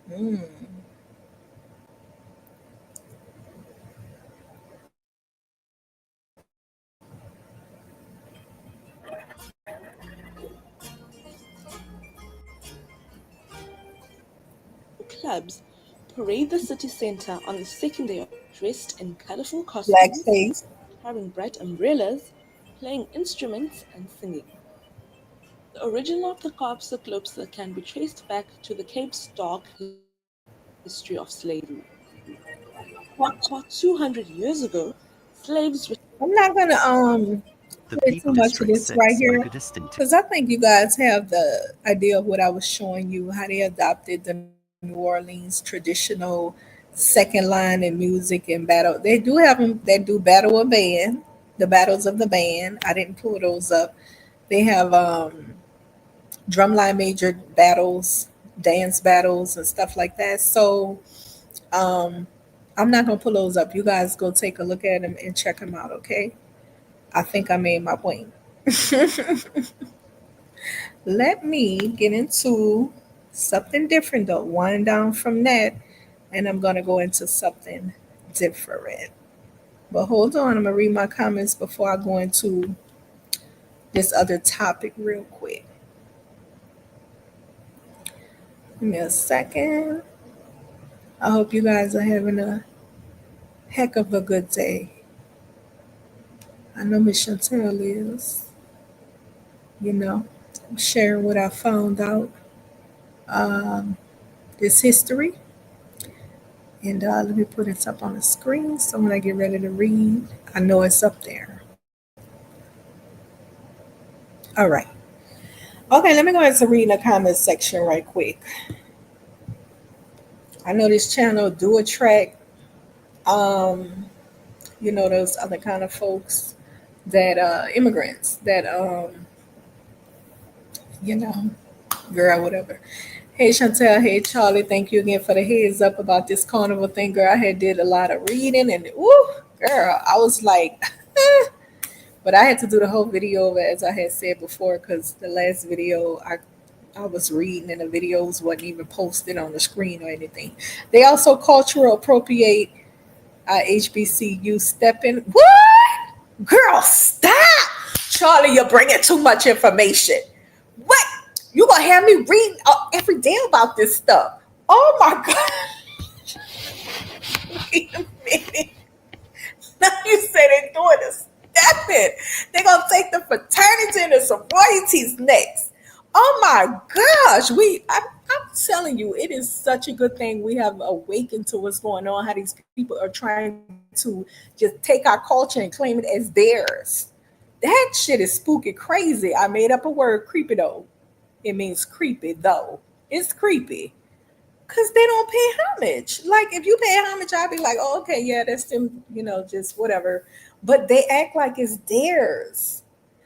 Girl, that is super crazy. That's some what's that movie?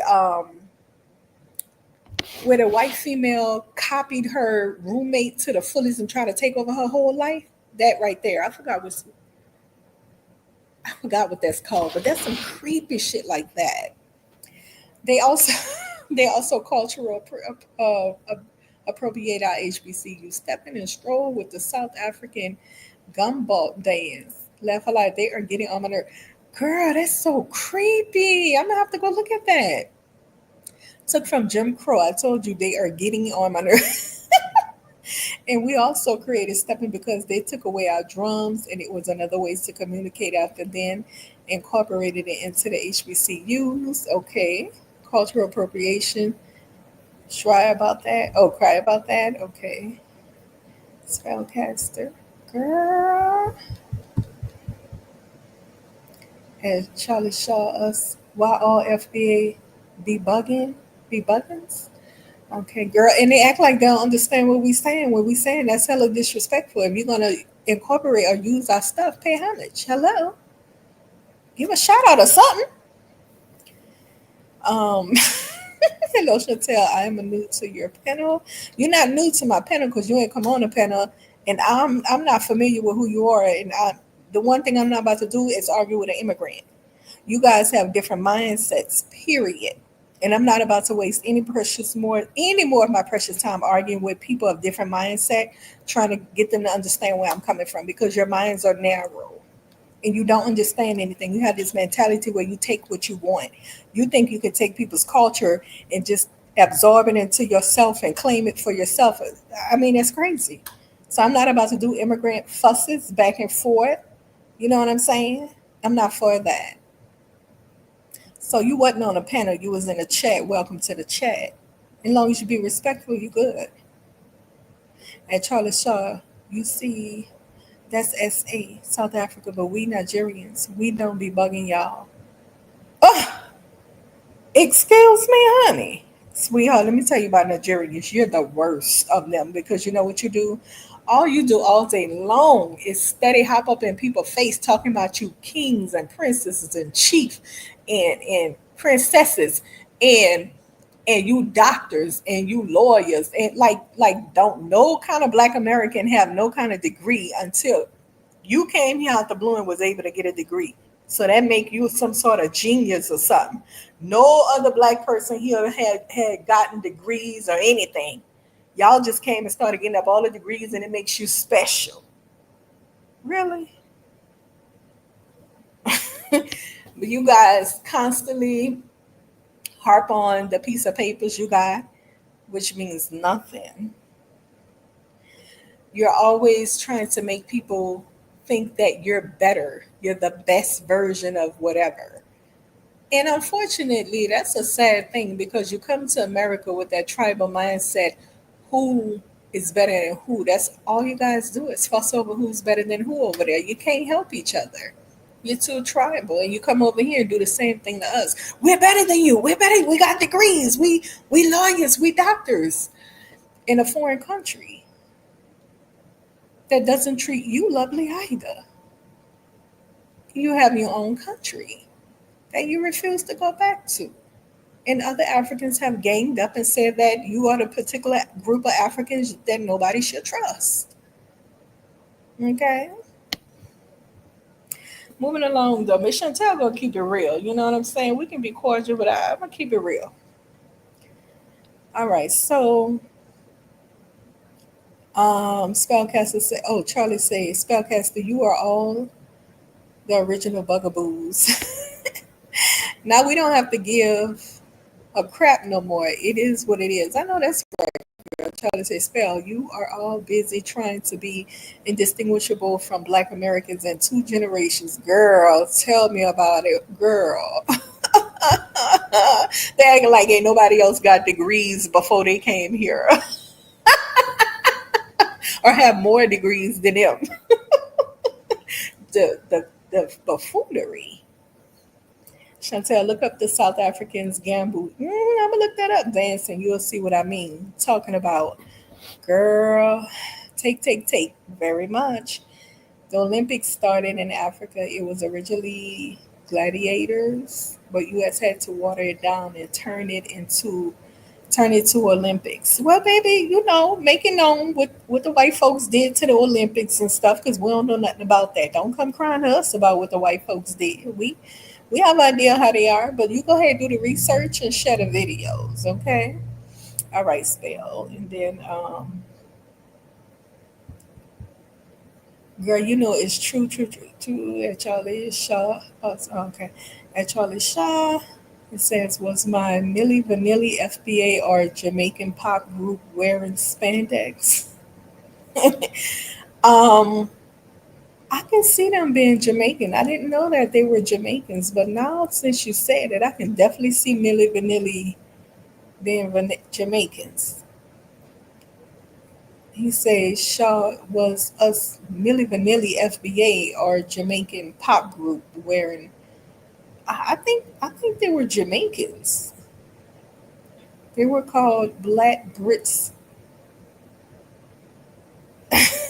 She was getting it in. Oh, mama. Oh, the second line. Yeah. Okay. So let me go ahead back to this here and get to reading. I did see today a stream of BSIA, and he was talking about New Orleans jazz and where it originated from and stuff like that. And I had wanted to do a little talk about the jazz, because a lot of people claim that jazz is a worldwide thing. You know how they do with hip hop, you know what I'm saying? And so he was saying it had nothing to do with Africa, and I second that very much. So I asked the question in Chat GPT, why do everything Black Americans invent, founded, or create is connected to Africans? You guys connected back to Africans. And the reading said that the connection between Black Americans and Africa in discussions about cultural, artistic, and intellectual contributions often arises from a combination of historical, cultural, and social factors. However, it is important to understand African American experience is distinct from the experiences of Africans on the continent, and their contributions are shaped by a mix of African heritage, enslavement, resilience, and adaptation in the United States. Here's a breakdown of why so much of Black American innovation, creation, and cultural output is often connected to Africa when it should not be. Because I had stated earlier that when those African people was coming here, well, not coming here, I'm so sorry for that. When Africa was selling other Africans to people around the world, nations around the world, okay? When they were selling their people around the world, let's make that clear, selling their people around the world. What happened was that, I lost my point. What was I about to say? Okay, so when it got to America, for instance, so mainly when they started selling those Africans, a lot of them they were bringing them to South America, Brazil, and Haiti. That was the main areas of African slaves and stuff for the work, sugar plantations, tobacco plantations, all that old kind of stuff like that, and rice and stuff. But America was not, they hadn't incorporated slaves yet. They were the last ones to incorporate some of the slaves to come to America because they were one second.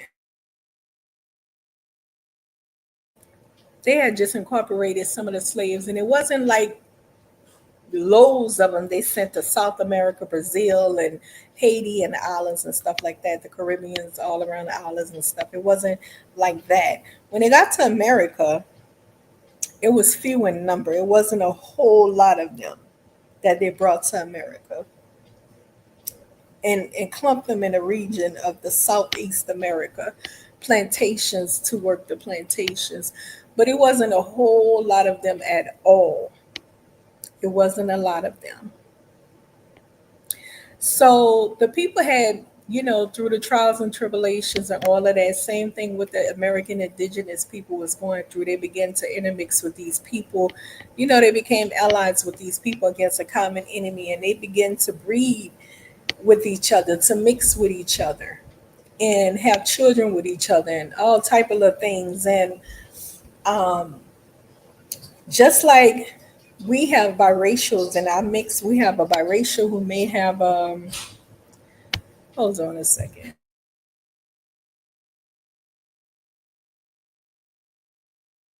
Yeah, I have to. You see, slamming doors a mess. So just like we had to deal with Caucasian, I mean not Caucasians, but biracials, when we deal with somebody that's half Black American and half white, we don't accept them fully as one of us. We say, well, they have an African American parent, sure, but they're not us. It's the same thing what happened with indigenous Americans and Black American at that point in time. They had that kind of beef going on as well, where the indigenous American would say, well, they have one indigenous parent, they may have the culture, but they're not one of us though. Because one of the other parents is not of us. They're not one of us. They're not fully like us.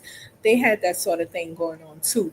So when the white people found this out, of course, they used that against them. They used that to break them apart because this population is all about divide and control. You know what I'm saying? And so when they found that out, that's what they went at, to divide and control. They begin to, prop up this one drop of black blood rule. That means you're not indigenous American because you have a drop of black blood. And so that's how they divided them and conquered them and made sure that they don't be one. Keep them small, keep them divided. You understand what I'm saying? But these people were actually mating and marrying and doing all kind of stuff. And so they had Black Americans who had slaves as well. Of course, they were purchasing them out of slaves. They didn't go purchase other Black Americans and put them on slave plantations or make them into, they house slaves. They didn't do that type of stuff. Don't do that. That's why I don't like hearing immigrants talk. They're truly ignorant and they don't know of the complications that was going on. They can't comprehend it. That's why I don't even know why they dabble in other people's history. I don't take any time of mine to dabble into Haiti's history, any other Caribbean history, nor South American history. It's none of my fucking business. Why? Okay, unless I'm doing some cosplaying stuff like Kala. If I want to cosplay people, then I would do something dumb and stupid like that, psychoanalyze people, and then consider myself one of them and deny my roots. And then start talking about their history as though I know it inside out better than them and their parents too. You see how ignorant that is? That's just plain old dumbified ignorance. Ain't even worth having a conversation with. So those are the kind of things that happened. You had some indigenous purchasing slaves for whatever reasons they were doing, but it was a complicated relationship there. But they did intermarry. They had whole communities going on, and so a lot of those have, which was a lot in the southeastern American indigenous tribes, a lot of them having a South had mixed with all of just about a majority of the Black Americans have native lineage. Now, with this DNA ancestry stuff, you will never be able to test that when it comes to DNA and ancestry DNA for the simple fact that southeastern, southern indigenous American tribes, they do not trust white people, and they have every reason. Like we don't trust them. They do not trust them. They refuse to give them any samples of theirs. They have no samples at all of any southeastern indigenous American tribes. They have no samples from them to test anybody up against their DNA. So if a Black American go there talking about they want to see if they got American lineage, I mean American indigenous lineage, they're not about to get anything back. They could have 65% Americans. Believe me, you indigenous Americans were very dark skinned people in the beginning before the arrival of the Europeans and stuff, okay? They were not pale white looking people like you see today. They've been whitewashed just like Black America, okay? And so, second of all, you won't get any matches up against a Black American going to ancestry DNA databases because they don't have any samples of those Southern Eastern American indigenous tribes. Now they may have samples of the Northern tribes, right? But they're not the same people. Do you understand what I'm saying? Not the same people. They're the same race of people, but they're not the same people. Do you understand? It's like brother and sister. Well, I wouldn't say it's like brother and sister. Um, they, you're not being tested up against those particular people. You would be getting a result from people up north, and we don't know what the tribes of indigenous people up north is really mixed with. Do you understand what I'm saying? Because again, tribes of people, even in this country, they were nomadic people in the beginning, before European arrival. They also were nomadic people that moved about. And so you don't know, who's mixed with who or whatever. You can't really tell. It's just like the African peoples. They were nomadic people, many of them, and they moved about all around Africa, up, down, north, south, east, west. So a Black person being tested against the African, you could never really pinpoint a tribe because the particular tribe you from may not have been even given sample. Do you follow this? Girl, that's a complicated thing and it's stupid. I just cannot go any further into the DNA stupidity stuff. Like, I think I can explain it to a 12-year-old and they'll say, yeah, it's not absolute concrete accuracy going on. So just leave it alone. That's what I'm going to do. I'm going to say it's just not absolute concrete evidence.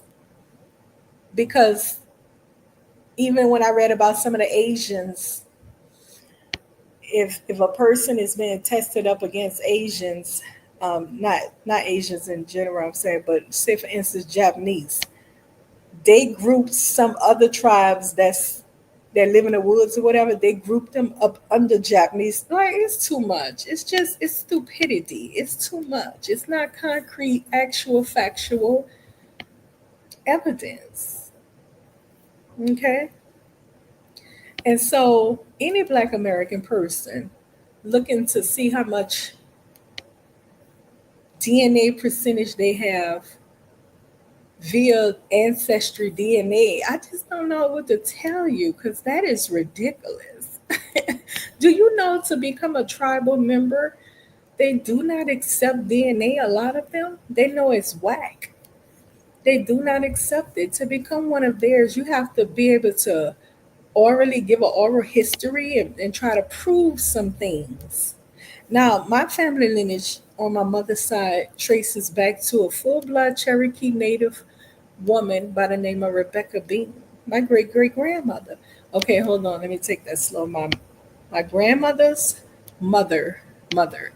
So grandma, great-grandma, my great-great-grandma. I'm going to make sure. My grandma, mother, who is my great-grandma. Her mother, who is my great-great-grandma. Like that. And then on my daddy's side is Creole. Okay. But we know there's Black Creoles nowadays and all that. I'm not gonna get into all of that kind of stuff like that. But yeah, so oral history or proven documented history that you likely can trace is how you become a member of a tribe today. I think it's only one tribe that accept DNA ancestry, or zero tribes, because it's foolery. It's pure foolery. In Africa, accepting DNA, ancestral, tribal database stuff, yeah, it's all connected to scams. Africa is a poor place.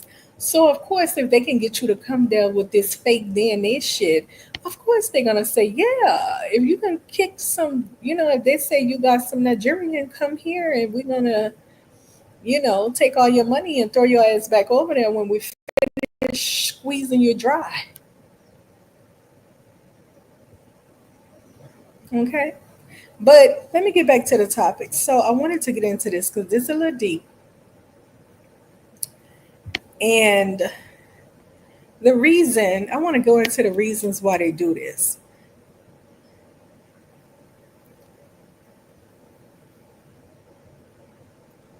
Okay, so um, let me go down a little further.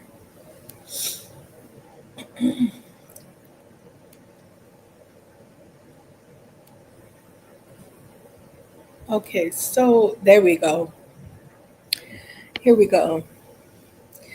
Why is the indigenous black culture, black indigenous, and closeness of our culture between the two downplayed?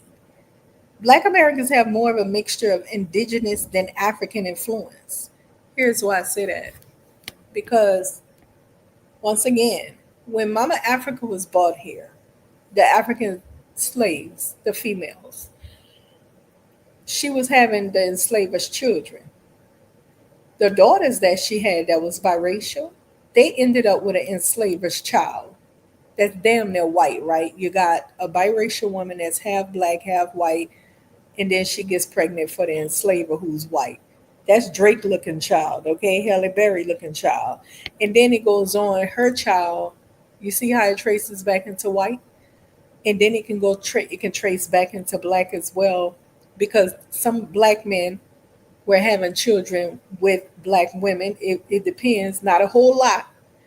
And they would mix with that biracial woman and end up with a baby that looked like the Obama children.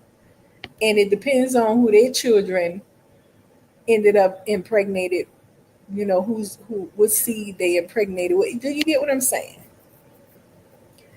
So that's how that went. But in the course of all that, the African traditions passed down by the mother, her traditions and her culture is being faded out because her children is being whitewashed. Not to mention we form alliances with indigenous people during slavery, after slavery either. We had formed alliances with them where they were in the South. They were heavily mating and intermixing with these people as allies and having children with them and marrying them and stuff. Okay? So it's very complicated, but my point is the African, the woman, she was having an enslaved master's, the enslaver's children, on and on and on. Her culture among the children was fading because the European culture and influence was heavy over the indigenous and the black. We have their mindset, their mentality because we've been up under them. Then we begin to live alongside the indigenous people, and we pick up on a lot of things they do and incorporate it with the little that we know from Mama Africa, which wasn't a whole lot because a lot of it was being bred out, doing it the European way. Then we begin to intermix with the allies, make allies with the indigenous American, picking up on things, incorporating. You see what I'm saying? So a lot of our to do things that we ended up creating, it had nothing to do much and nothing to do with Africa. I've always wondered why every fucking thing we do, Black Americans, goes back to Africa. What the fuck? If you look at Africa, as BSIA was saying today, good for him, Africa ain't nowhere damn near. Okay, first of all, do you know indigenous American people who our people was allies with, intermarrying, mixing with, and all of that, they have call and response shit that Africa got. They have drumming. They have all this stuff, paintings and all kind of marks and tattoos and all this stuff that they saying we got from Africa. They got. Now my grandmother, if she was alive today, she'd probably be like, Africa? What you talking about, Africa? Girl, I don't know what you talking about. Because her mother was a full-blood Cherokee Native woman. They were raised on a reservation in Louisiana.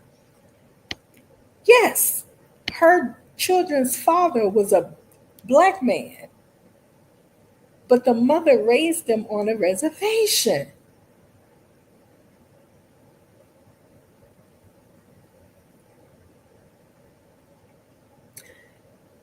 They have the culture of the American indigenous Cherokee and Black American culture in New Orleans. It looks as well. So I don't think my grandma would be like, I've never asked her anybody no Africa. I was a little girl and stuff, but I doubt that she would have even, you know. In New Orleans, where I'm from in particular, we don't talk much about African anything. A lot of the stuff that's told to us is like indigenous stuff, American indigenous. We not told much about Africa in New Orleans because you got so many different subgroups as well. So many. We don't tote Africa around. We don't claim to be Africa. I grew up born and raised in New Orleans all my life. Not all my life. I left when I was 19, but I've never heard anybody in my family, around my family, at school or anywhere boast about us being Africans. I used to hear nationwide, be black and I'm proud. And I've heard people say Africa, and that was the Pan-Africanist promoting that. But in New Orleans directly, I've never heard anybody claim us to be Africans. Never heard it. We never celebrated anything African. I told you, gumbo is not an African dish. Gumbo, they have that written in Chat GPT or whatever. Gumbo is not African. Gumbo is the native dish of American indigenous people, baby.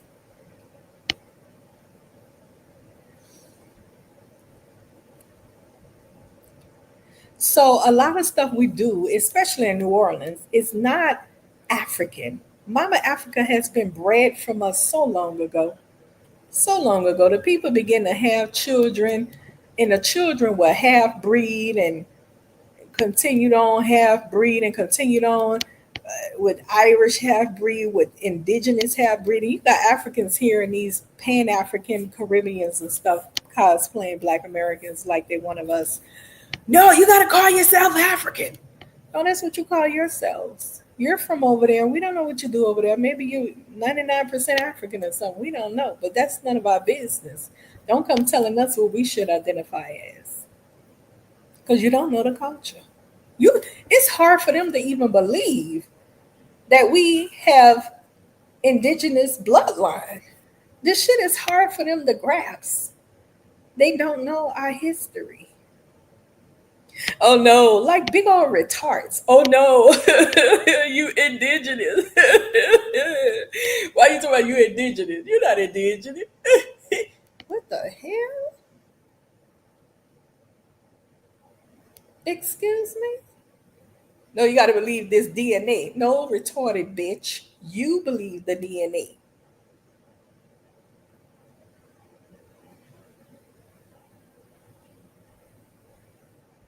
Then tell us that we should not believe that the oral history passed down to us. How do you think I know about my grandmother, my great grandmother's being a full-blood Cherokee Indian by the name of Rebecca Bean? And bitch, you think I would let you walk up to me and tell me not to believe what my older aunties and stuff have given and passed down to me?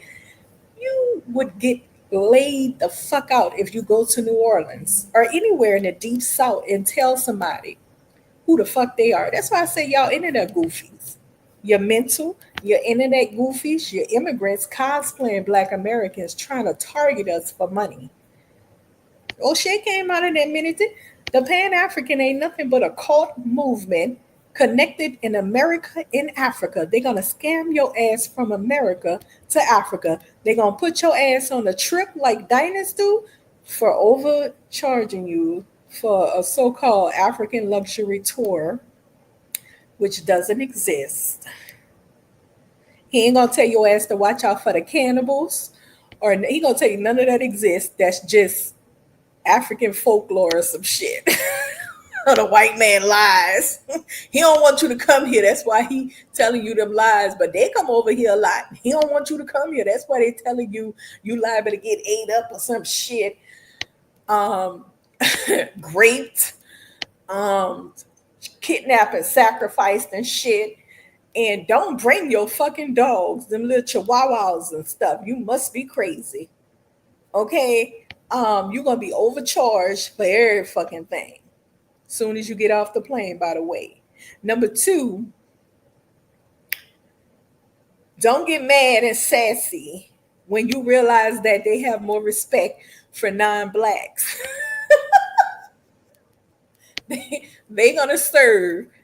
They're gonna be serving the non-blacks first. And you have to be mature enough to understand this game, okay?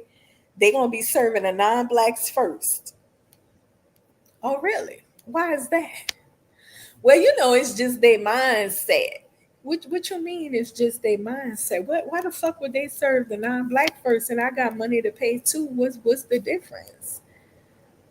And that's what y'all run into.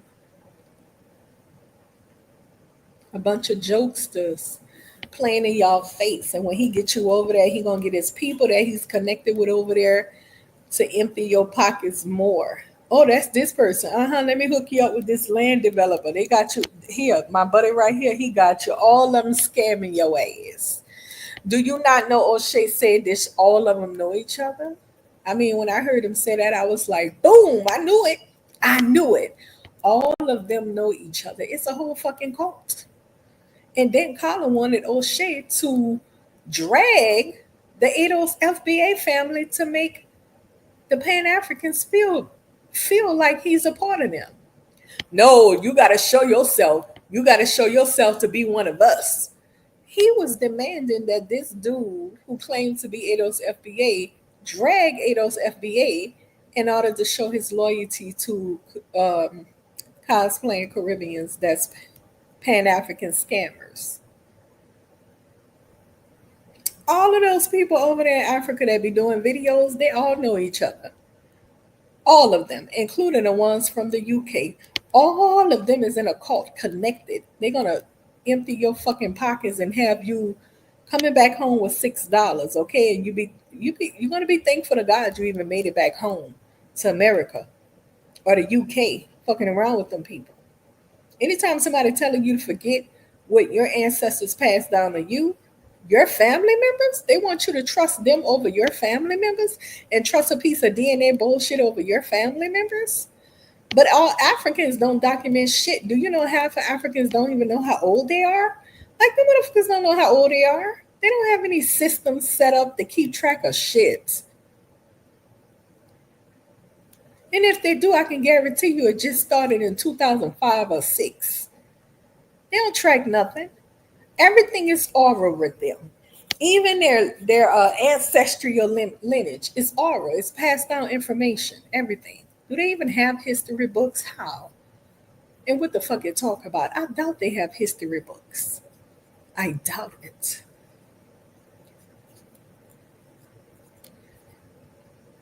I mean, you guys can listen to these people. A lot of them talk.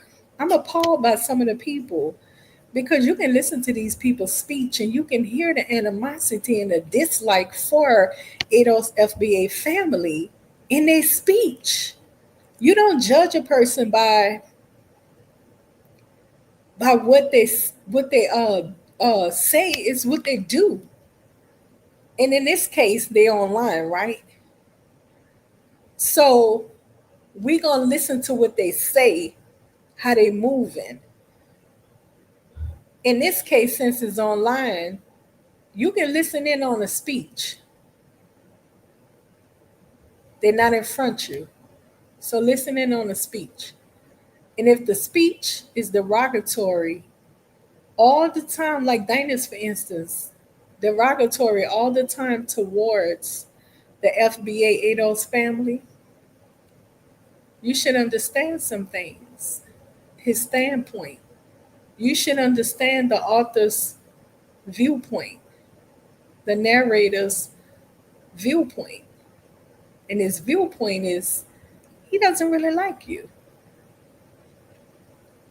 Do you know he let Africans say the N word on his panel, but African American, not African American, Black American men have to pay $10? And they, of course, they say the word mostly because we use that word a lot in our culture. So that's a part of his scam. He knows that that's a word a lot of us use in our culture daily. And we're going to, especially if we're passionate about something, we're going to slip up and say the word. But when Africans use it, he made up an excuse where it depends on the context. He didn't use it in that context. What the fuck? OMG. On retarded collar panel, he lift up African women and degrade Black American women. And we know what's what. Don't no Black American woman want that shit bag.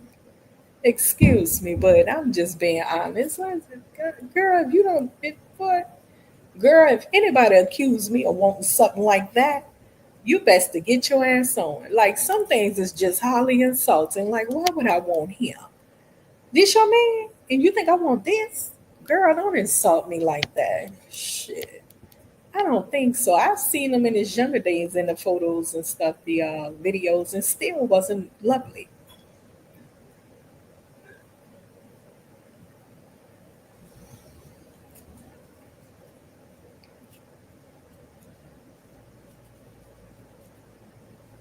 So yeah, let's get back on topic though. The African part of us is faded. Some people believe that we have no African lineage at all. That's fine. I happen to believe that, yeah, some Black people, we do have African lineage, but I happen to also believe that it was faded out very early on. Very early on. A lot of the stuff that Black Americans do, it has nothing to do with Africa. Our inventions, like that shit pisses me off. Our inventions, foundings, music, fashion, every fucking thing we do has nothing to do with Africa. Why the fuck you keep tracing it back? Everything we do, it has African foundings. It have African foundings. No, it doesn't. Because the American indigenous people who we were allied with, majority of the Southern people, the majority of the people from chattel slavery in South America. I mean, from from slavery, chattel slavery in the South of America, the Southern states of America. Majority of our people mingled and mixed with indigenous. And yeah, Brandon tried to twist up the story of these Seminoles, the Black Seminoles, indigenous Seminoles, and so forth. A lot of these people were mixing up the Creek nations and stuff. All of these people were mixing up to form large tribes of family, multicultural family among white oppression and hatred. Their numbers were up, and that's how they upped their numbers. A lot of the people who went to war, the indigenous people, they were fighters in the South. The northern tribes of indigenous people, they gave in. In the north, the southern indigenous people didn't. They had a beef with the Northern American indigenous tribes because they say they assimilated and they called them whitewashed because they wanted to assimilate and get along and just assimilate. as in give up. But the Southern American indigenous tribes was like, hell no, I ain't about to assimilate shit. And they fought constantly. And that's why they're known as resilient people. We're talking about the Southeastern indigenous American tribes. And they had the blacks right there alongside them that they had counted in their numbers. And these people were intermarrying, mixing, doing all kinds of stuff. But they formed a bigger nation to fight back. Okay, if you just look that up, take the fucking time to look it up. I'm quite sure you will see it. I'm quite sure you'll see it. Ain't no disputing it. They gathered together so that the numbers could be greater and they could win. Because if they stayed tribal, broken up, they wouldn't win. Like the Africans. People smarter than that. They knew that in order for them to win, they had to come out of that tribal mindset. That's why African can't defeat their their enemies. The white people ain't even there and they still can't defeat them. They were afraid to even take down their colonial lasting history of everything. They can go over there and do whatever they want. They ain't gonna do it.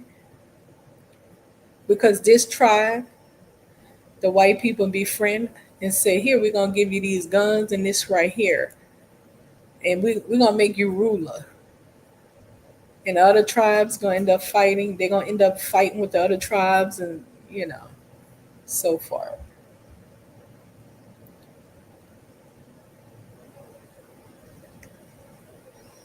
And that's where tribal mindsets gets you nowhere. Okay. In this country, indigenous Americans, they tribed up with each other sometimes, and they also tribed up with a lot of the black slave descendants of Africans. Now, again, I'm going to tell you, I'm somebody that happen to believe that a lot of Mama Africa, the children, these women were bearing children for the enslaver, her biracial children, and then if she had biracial daughters, they were bearing her biracial half black, half white daughter had an enslaver's child who was white. So, that's looking like Drake child, and then the bloodline continue on like that. Or sometimes the black man, he would mate with the biracial woman and it would go back into that. But for the majority, what my point is that Mama Africa, all of what she had, it faded, especially as time went on. Generations went on, years, hundreds of years went on since slavery ended. Okay? We were no longer moving like that, what Mama Africa and them did. We had a whole European influence set up on us with indigenous American allies who we intermix with and other forms of cultures of people that came into America. The African thing was no longer a thing among Black America in the South. Because remember, outside of the South, in the North and on the West, they had many free Black communities. You can look this up. It was many, many free Black communities, people who were not enslaved, people who were free slaves, and people who were never slaves that came from other territories that was free, that hadn't freed their slaves early on. And they built up communities all around America outside of the southern eastern states of slave population in America. A lot of these community was there to help freed slaves and stuff when they did escape and stuff like that. Okay. So again, I want you to understand from Miss Chantel's perspective, a lot of the stuff we do, it has nothing to do with Africa. Nothing at all. They have a group in Brazil, a group of slave descendants in Brazil. They decided to um, go back to Africa, right? When they went back, they hadn't discovered something in Brazil, some type of technique. When they went back to Africa and they set up camp, these African people started claiming their invention as an African invention. And those people had, I'm gonna look that up for you tonight, what it is. Those people had to set that shit straight. They were like, wait a minute, this ain't no African thing, baby. This a Afro-Brazilian thing. We created this way before we came to Africa. You ain't about to take our invention now. They set that shit straight. See, American Liberians didn't do that. They don't say nothing. They don't say nothing about what happened over there in Africa or whatever to them. People can learn from that. If you spoke up and told us the history and what happened over there, people could learn from that. But you stay quiet and let other people continue to move over there with their children and shit and liable to get ate up and attacked and shit. Because the animosity is definitely there. I mean, it's there. Those people animosity towards you is present, especially when they come out of Africa. Okay, and you see them around you. They get all online. They're so fucking hateful with it. They get online and express how much they don't like you. And you gonna bypass that and be like, well, you know, that's just that one person. Oh no, baby, trust me, it ain't just that one person. They have an animosity towards you because you believe that you are better than them, is what they believe. That you believe you're better than them because you have more money, because you have white lineage and American indigenous lineage. Believe it, they're jealous of that shit. They think that you think you're better because you an admixture of people. You come from white people, really? Wow.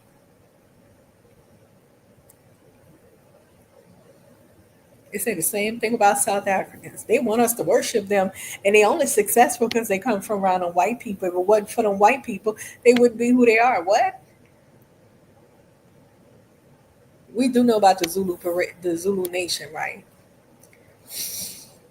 They had tribes, but they was majority. They understood what unity meant, even though they had tribes. Their tribes were still one.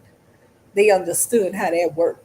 And that's why the fuck they were able to fight back and not be conquered as slaves. Because that tribal shit they had to drop in order to win.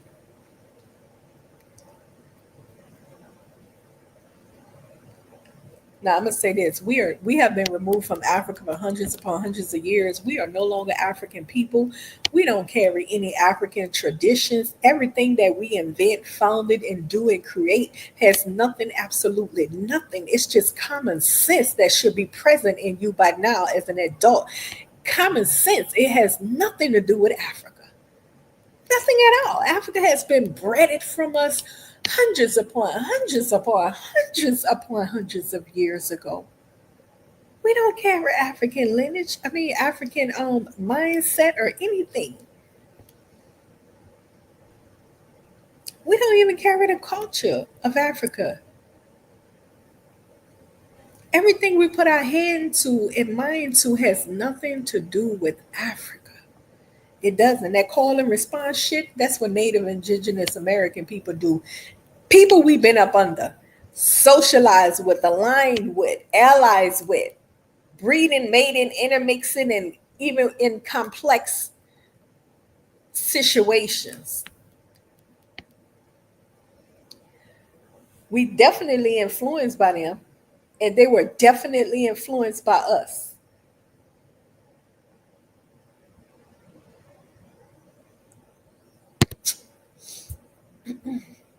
So I'm gonna say this: our cultures are more European and indigenous American, if anything. European and indigenous American, if anything. And believe me, the Irish got down with the blacks too during slavery.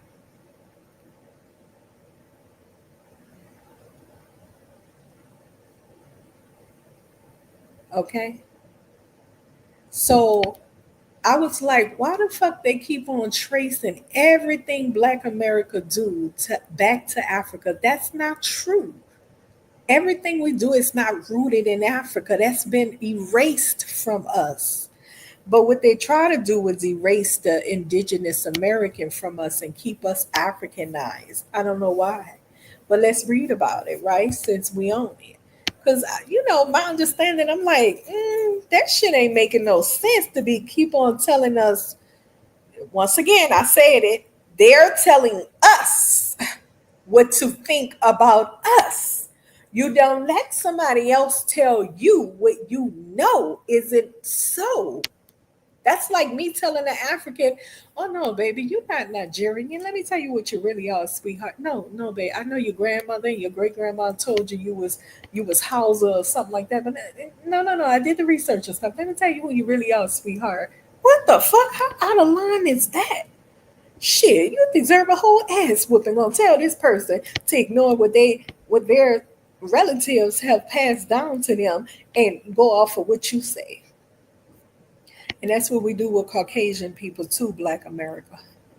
We allow those people to tell us what the history is, to rewrite the history. And we know the history. We know fucking well everything we do don't have nothing to do with Africa. We know Africa been washed away from us hundreds and hundreds and hundreds of years ago.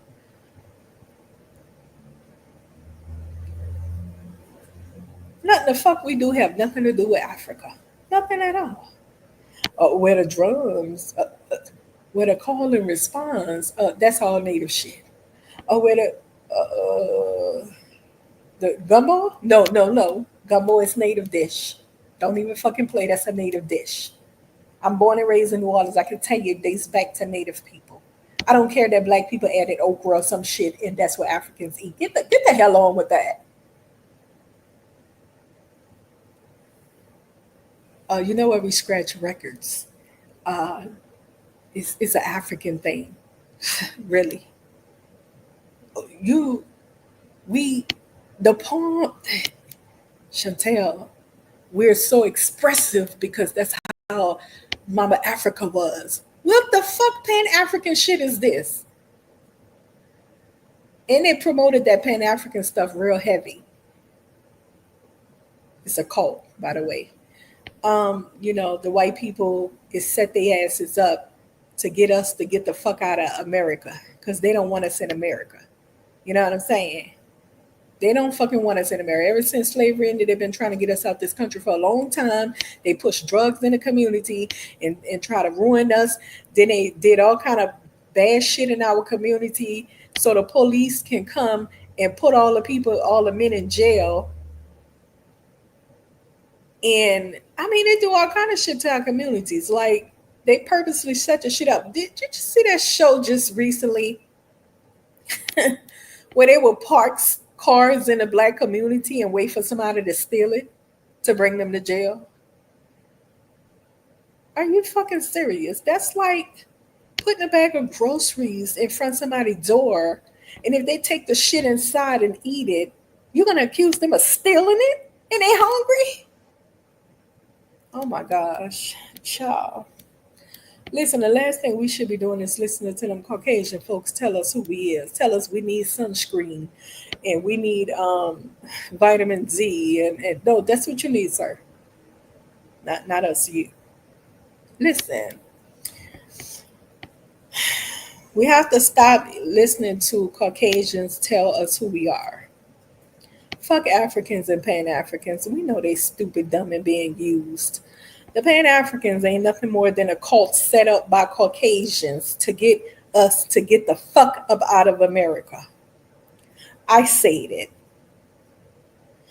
Kofi, the black critic, aired Dynast out on a channel, his own channel, Dynast channel. And he called him an Pan-African cult member. I said, what?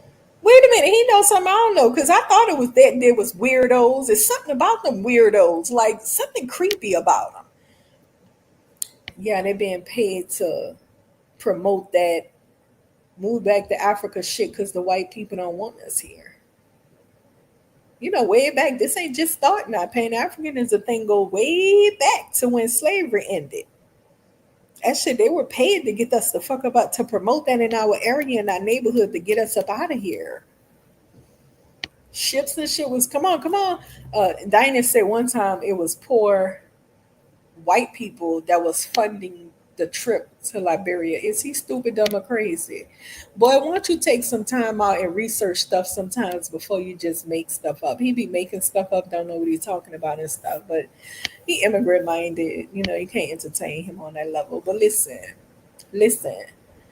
sweetheart, they were not poor people. They were philanthropists and rich people that wanted to get black people the fuck out of their country. Okay? America. All this move back to Africa, but y'all sitting y'all asses in cushy America.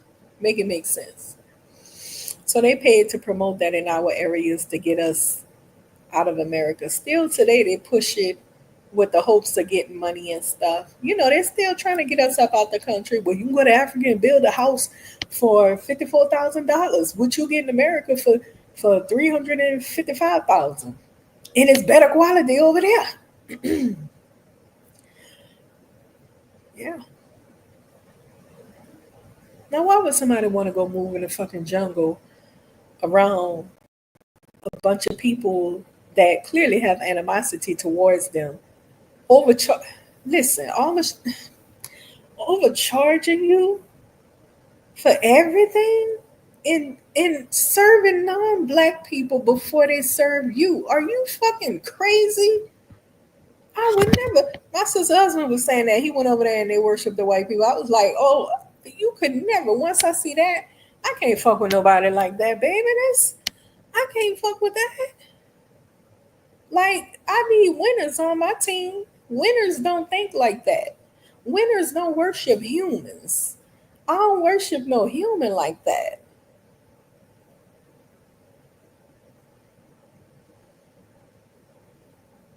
So, anyways, back to the topic because I'm all over the place. I need to get back on topic. Let me check my chat room right quick. All right, so it's steady. So back to what I was saying though. Honey, we have nothing to do with Africa. Again, I'm gonna say this: we have nothing. Pan Africans are cult members that's trying to being paid still. Even way back when slavery first ended, they were paid to try to get us to get up out of here, and they still doing it today. All right, they're not to be trusted. They're disgusted, broken, busted, and many of them is sitting in cushy America. And the ones that is in Africa, trust me, they probably living somewhere fancy dancy or something, nowhere near them other tribal communities and stuff. Um, and trust me, they don't stay that long. They go and come and go and come like that. Okay, because they know that it's really, if you see people jumping in the ocean on a raft to get out of there with 3 babies strapped to the chest, 1 strapped to the chest, 2 in the hand on a raft in the ocean, you ought to understand something about what's going on. Jumping in airplanes and tucking themselves in the thing just to get out of there, it should tell you something. Okay? And whoever told you that is bad, I don't see anything going somewhere else to live somewhere else and experience a different life, a different way of life. I don't see anything wrong with that. I would never say don't do that. I believe in exploring. Explore, have fun exploring. But I also believe in being safe. I also believe in you not going somewhere and not understanding the different cultures of people, especially people in just abject poverty. That's dangerous because, and not just Africans, but even like when people go to them islands and stuff, I've read about this. And the people in the islands and stuff that's really, really poor, they have said they don't like to see those tourists coming having fun in their country and spending all the money, and they don't even give them a donation. They don't come to the community and give the people who they see as very poor some type of donation. They feel that you should come to their communities and give a donation because you know they're poor. Yep. You may think that that sounds very cheeky. Like, bitch, I don't gotta give you nothing. What are you talking about? I gotta come make a donation. Well, that's how they're saying it. It's their country. You're coming there to spend money, and they feel like you see their situation, and you don't even come and drop a 50 or 100. Like, you don't come in and be like, here, take this $500 and do this for the children. Okay? When Snoop and his friend went to Africa to do a show, I think, they was telling them to stay inside, don't go outside. I could pull that video up. Stay inside, don't go outside and stuff. I'm like, why they can't go outside? What's up? Probably because the people was likely going to bombard them for money. Okay? I ain't gonna lie. I probably, if it was me and I was rich and I went to Africa and my ass been and bought a whole village. I've been in like, I'm gonna come home next month. I've been and stayed there and built up a whole village and shit. Because I believe in using the money for what it's supposed to be used for. It's supposed to be used to help people. You know what I'm saying? So, I probably do something like that. Build up a village for the little girls and the little boys to go to school. And like a boarding school, like just a whole village for children. You can go over there and teach them, and because the children are the future. You know what I'm saying? So,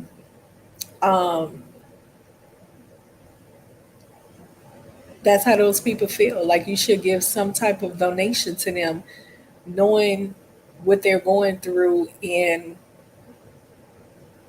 you come into their country. Do they have the right to feel that way? What do you think? Let me see. Let me put the shoe on the other foot. Let me see if I had a country and my country was extremely poor, but they built a little tourist diction to try to get some money to come into the country. The little beautiful section over there is for tourists only, so we can try to get them to spend money or whatever. In the meantime, excuse me. In the meantime, everybody, oh, my tea got cold. Shucks. In the meantime, everybody is poor. The people of the town, the country is poor. I mean, just super poor. I can't lie. I probably would be hoping that one of those tourists come and help us out. Yeah, I would be thinking that. I would be like, God bless one of those tourists to come and help us out so we can get some food and stuff. Yeah, yeah, I probably would be thinking like that. Yeah, yeah, I can see that point of view. It sounds cheeky and selfish. The tourists don't have to give you anything, but considering they funky as rich and their money is more valuable, 10 and $20 is not a lot to them. So yeah, I can see that. Like I said, I know me. I mean, if it's children involved, I'm probably gonna do something. You know what I'm saying? It ain't going to nobody hands. No, bitch, I'll stay here 1 month and do it. Or send somebody back or do it or whatever. Ain't no hand touching the money. We already know what you're gonna do. We know. Ain't shit gonna get done.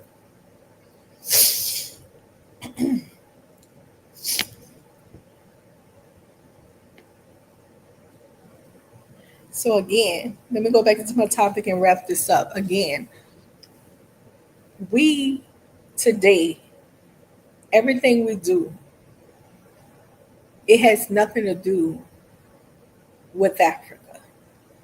If anything, it's more indigenous, American, and European influences. Do you understand what I'm saying? Let me read this and wrap it up because I also want to touch upon jazz. And I want to touch upon that because jazz, they have jazz musicians that came out and have said, I was listening to BSI today and I was like, dang, I wanted to do a stream on that. They came out and have said that they incorporated indigenous American chants and stuff into jazz music and in response and call into jazz music. That was the influence on jazz. They've came out and said that. It has nothing to do with Africa. So it traces back into these people trying to classify people into different racial categories, right? And one of the racial categories was anybody who has a drop of black blood, you're considered black. You're not considered indigenous American, even though you have indigenous American. You understand what I'm saying? Or you could have been somebody who had a black daddy, indigenous mother, which made you half indigenous, and then you grew up with an indigenous husband and had children for an indigenous husband, which means you're more indigenous, right? But you also got a drop of black blood, which is your father. You see what I'm saying? How the mix up can happen and stuff. So let's read into this a little bit more. We're going to wrap it up. Historical erasure of indigenous identity. And that's what the fuck they did. Yes, they did. And try to replace us in this category as in African. And that's not the case. The history of enslavement in the U.S. has caused much of the Black American identity to be framed within the context of transatlantic slave trade and African heritage. The focus on African descent as a central component of Black identity often obscures the presence of contributions of Native American ancestry in Black families. This is why the big goofy cult members of Pan-African will push that because, they work for the white people. During and after slavery, many African Americans were not encouraged to acknowledge or embrace their Native American heritage, especially as the race and identity became more rigidly defined. Racial classifications in the U.S. often prioritize Black and white categories, ignoring the multiracial and multicultural identities that many African Americans possessed, especially those with indigenous roots. Many Black Americans with Native ancestry were discouraged or forced to deny it to fit into a more unified political and socially recognized African American identity.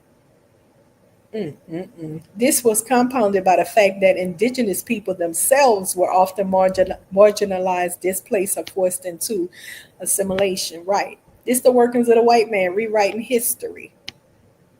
Colonialism forced assimilation and displacement. Indigenous nations in the U.S. were subjected to colonialism and forced removal policies like the Trail of Tears, which displaced many Native American communities. As a result, Native American groups had their land, culture, autonomy stripped away. In some cases, enslaved Africans were taken by European settlers to indigenous lands, and as a result, Black Americans developed connections with Native American tribes. Over time, intermarriages and cultural exchange occurred, which created a shared history between some Black and indigenous people. However, the force of European colonial rule often minimized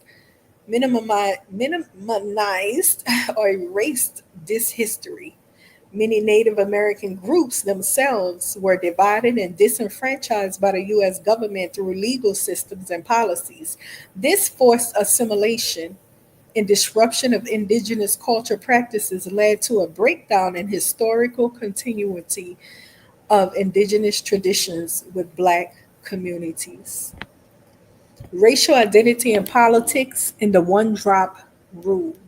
In the U.S., racial identity had been historically defined as the one-drop rule, which classified anyone with even a trace of African ancestry as Black. This legal and social child, you know how many white people around this mother got a drop of black blood? This legal and social classification minimized the visibility of mixed race identities, including those with Native American and African ancestry. The dominance of the black white binary in discussion of race marginalized people with mixed race or multiracial backgrounds, making it difficult for those with both African American and indigenous heritage to express their full identities. So they forced these people to identify as one or the other. As a result, Black American became largely framed within a context of African ancestry, which they wasn't, especially in mainstream discussions. The African had been bred out, baby, basically. You know what I'm saying? Like, hello, there's a little there, not a lot. All right, let's go into the complex relation between black and Native American communities. Well, we know about that. I spoke on that earlier. Modern marginalization of indigenous heritage as Black Americans seek to connect with their African heritage. Native American culture influence within Black communities have often been overlooked and misunderstood, particularly by outside scholars. Streaming, mainstreaming culture, even by some African American communities. Let me tell you something. The white scholars who write the history of this country, they have put on this full black Indian, black indigenous erasure from the history. Completely rewrote history as though the shit never happened. I mean, they're talking about it right now, but it was because this classification of race thing. And they needed to be able to classify people. And on top of that, keep people divided at the same time. Divide and conquer. You understand? So people who they were calling black, African and shit wasn't even African. You'd have had your grandma had a baby with your native Cherokee grandma had a baby with an African or black man, and then next thing you know, the baby grew up and had a child with another indigenous American and another indigenous American when their child grew up. Do you follow that? So you classifying this child as black though. African, I mean. There were many of them they classified as African who was half indigenous or 75% indigenous, maybe even full blood indigenous. They did that to the Seminoles. A lot of those people were full blood indigenous that they were classifying as African. I'm like, what the fuck? Huh?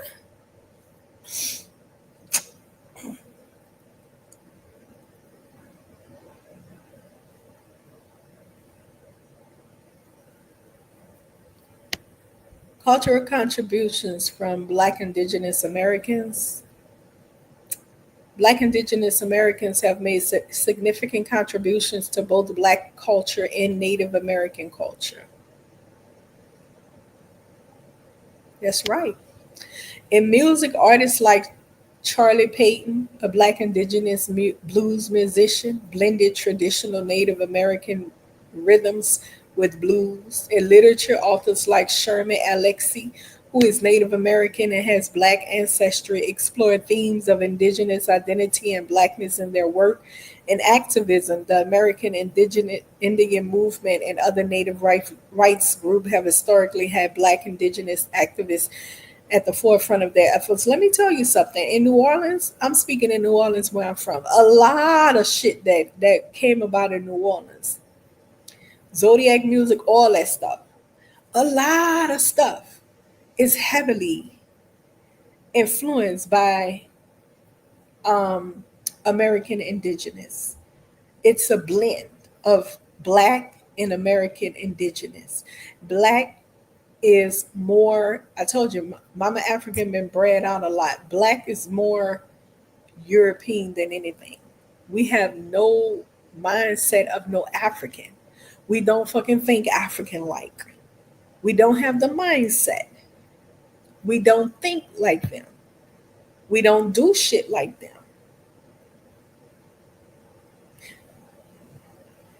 European and indigenous American.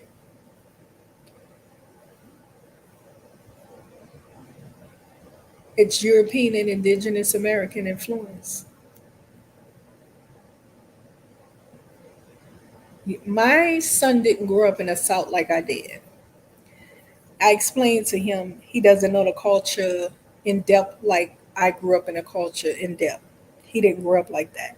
A lot of Black American children did not grow up in the South.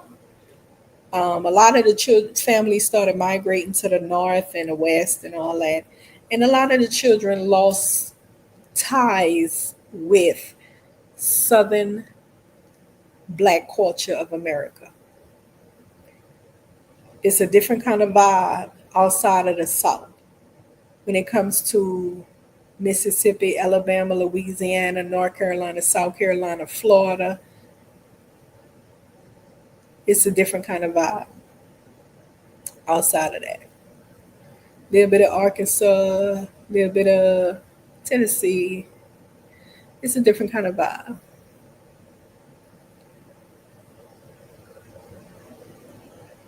They lost ties with that because they families migrated elsewhere.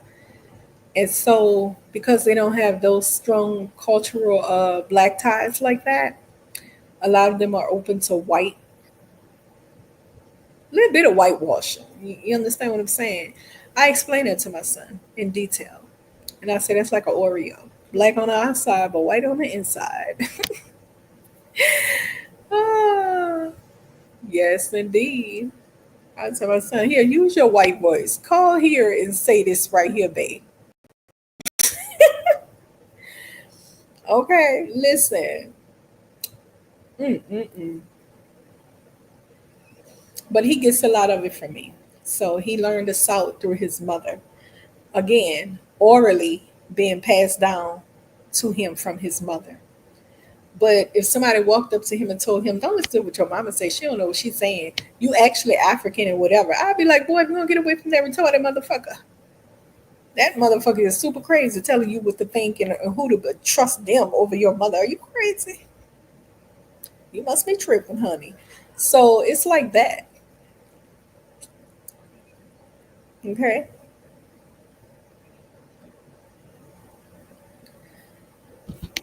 Again, I want to go touch up on this. So I touched upon the race thing, the classification of race and all of that. Let's touch up on this jazz thing because I'm going to get off here now. Yeah, I don't like the fact that they did this erasure of American indigenous identity upon the Black American family.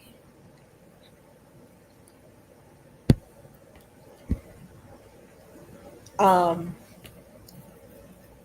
yeah, like this right here, cultural contributions from Black indigenous Americans.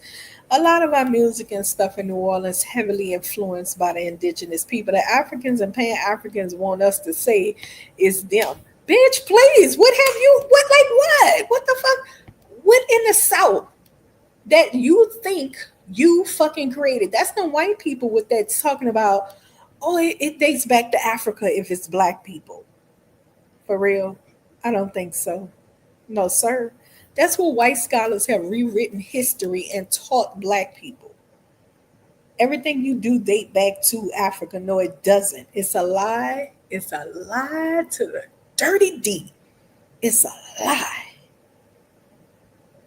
It has nothing to do with Africa. And I felt BSIA when he was saying that today. You goddamn stop your tripping, nipping, cuckoo bird ass coming up in people's face talking about our history, lineage, and creations and foundings and establishments, inventions have anything to do with Africa. It's not true. It is not the truth.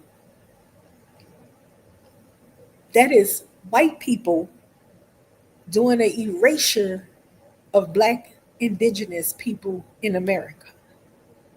It is white people rewriting history, doing their little racial classifications. So everything a Black American do, it dates back because you considered African, it dates back to Africa. The fuck? That sounds so stupid. If you just really think about it, it's so incredibly dumb to even think that way. The people have been washed out of us just so long ago. So long ago. We have no kind of connection or ties to anything we do over there to over here. Like what the like you can't match up shit.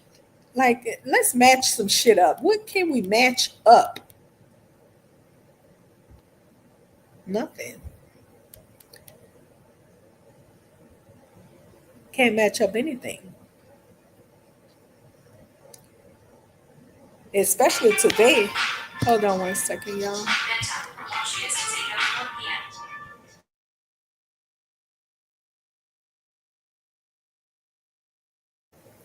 Yeah, so um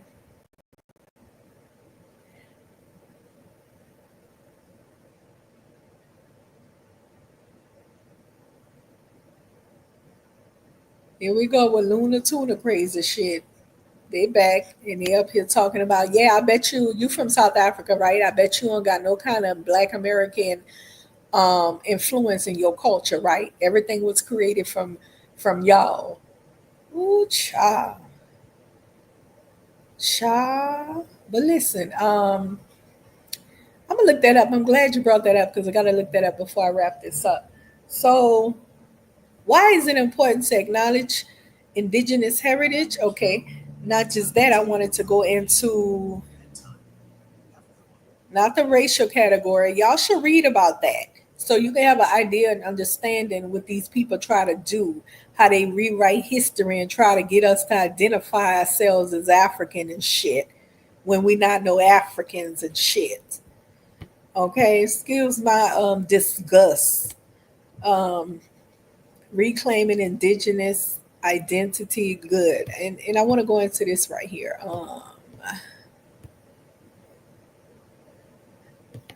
The jazz music most definitely is of indigenous.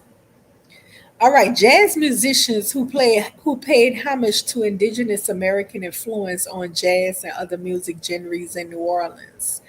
All right, and we're gonna get into this right quick. Um, While African influence on jazz is widely acknowledged due to the legacy of enslaved Africans, a lie. The indigenous American influence is less discussed but equally important. Get the fuck out of here with that African shit. Several jazz musicians, see, who I'm saying get the fuck out of here with all that bullshit. I'm talking about the white scholars of America that write this dumb shit to promote this to you as though you don't know your cultural identity. You do know it if you stop believing everything they say. You do know it. And you know you're not African. You don't have any, it's been washed out. I believe it's been um dismissed from us. Do you understand what I'm saying? The lineage still there, but cultural identity, the mind frame and all of that, the mindset, no longer there. We're like, as I was explaining to you earlier, I was telling my son, you don't have that experience from the South. Like, you know what I'm saying? You like a little Oreo. When you get to the point where you don't have a connection anymore. You may have a lineage, but not the connection, not the mindset, not the cultural identity. That's how come a lot of you Africans, when you leave home and you have children, and your children are born and raised in America, when you try to bring them back to Africa, they're rejected by the other African peers. They reject your children. They give them a hard time. They tell them they're not one of them because they don't think like them. They don't have their mindset. They are not them mentally. They are only associated with them by lineage. Do you understand? Now, with us Black Americans, even the lineage being washed, bred out. You understand what I'm saying? But it's still there, but less and less. And no other connection.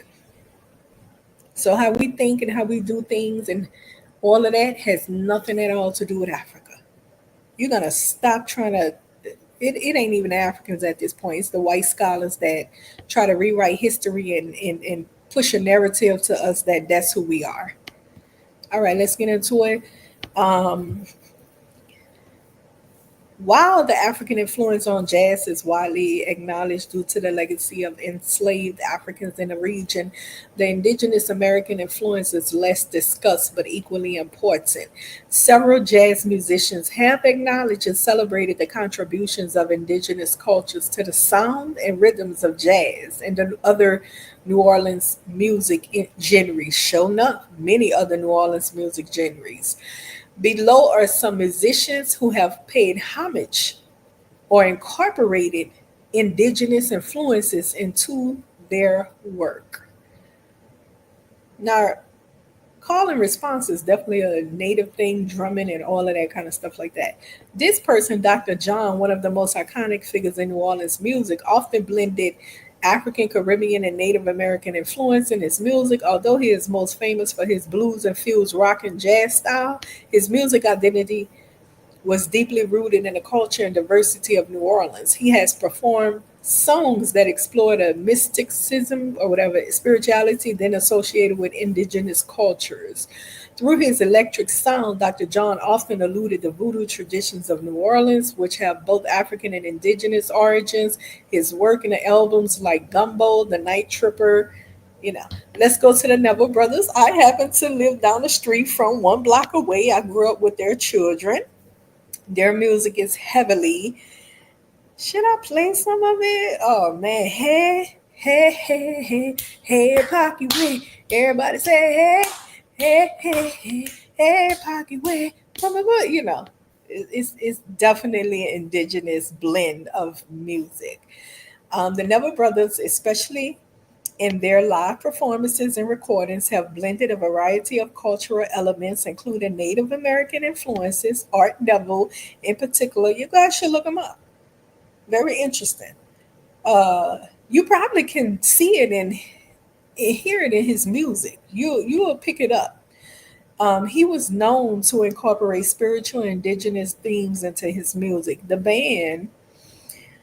band's music, him and his brothers, frequently touches on the cultural mix that define New Orleans, and they have performed songs that hint at the sacred rhythms and rituals associated with indigenous practices.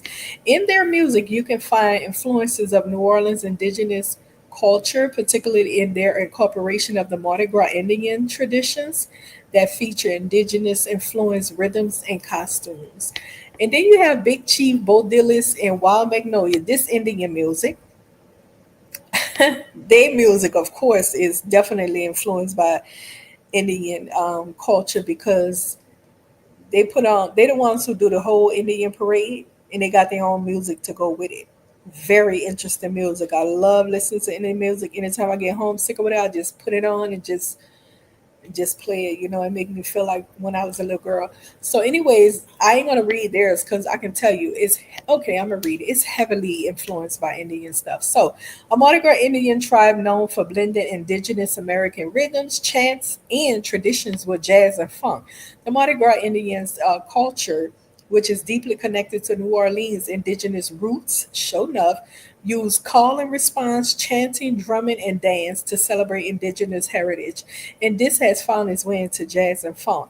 Bo Dillis and the Wild Magnolias I like Wild Magnolias more than anybody, have been at forefront of incorporating these indigenous sounds into the music, which often features tribal rhythms alongside jazz instrumentation. Now, I once heard somebody say on Dinah's panel that his ancestors told him some stupid shit. Let me see. Um,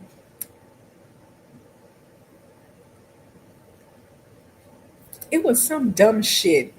I was like, listen, these people be lying their ass off. Listen, I'm New Orleans born and raised. If I had Haitian in me, I'm gonna definitely hype up my Haitian. If I had yo, whatever. So Donald Harrison Jr. Donald Harrison Jr. is a renowned saxophonist and one of the most vocal advocates for the Mardi Gras Indian tradition in jazz.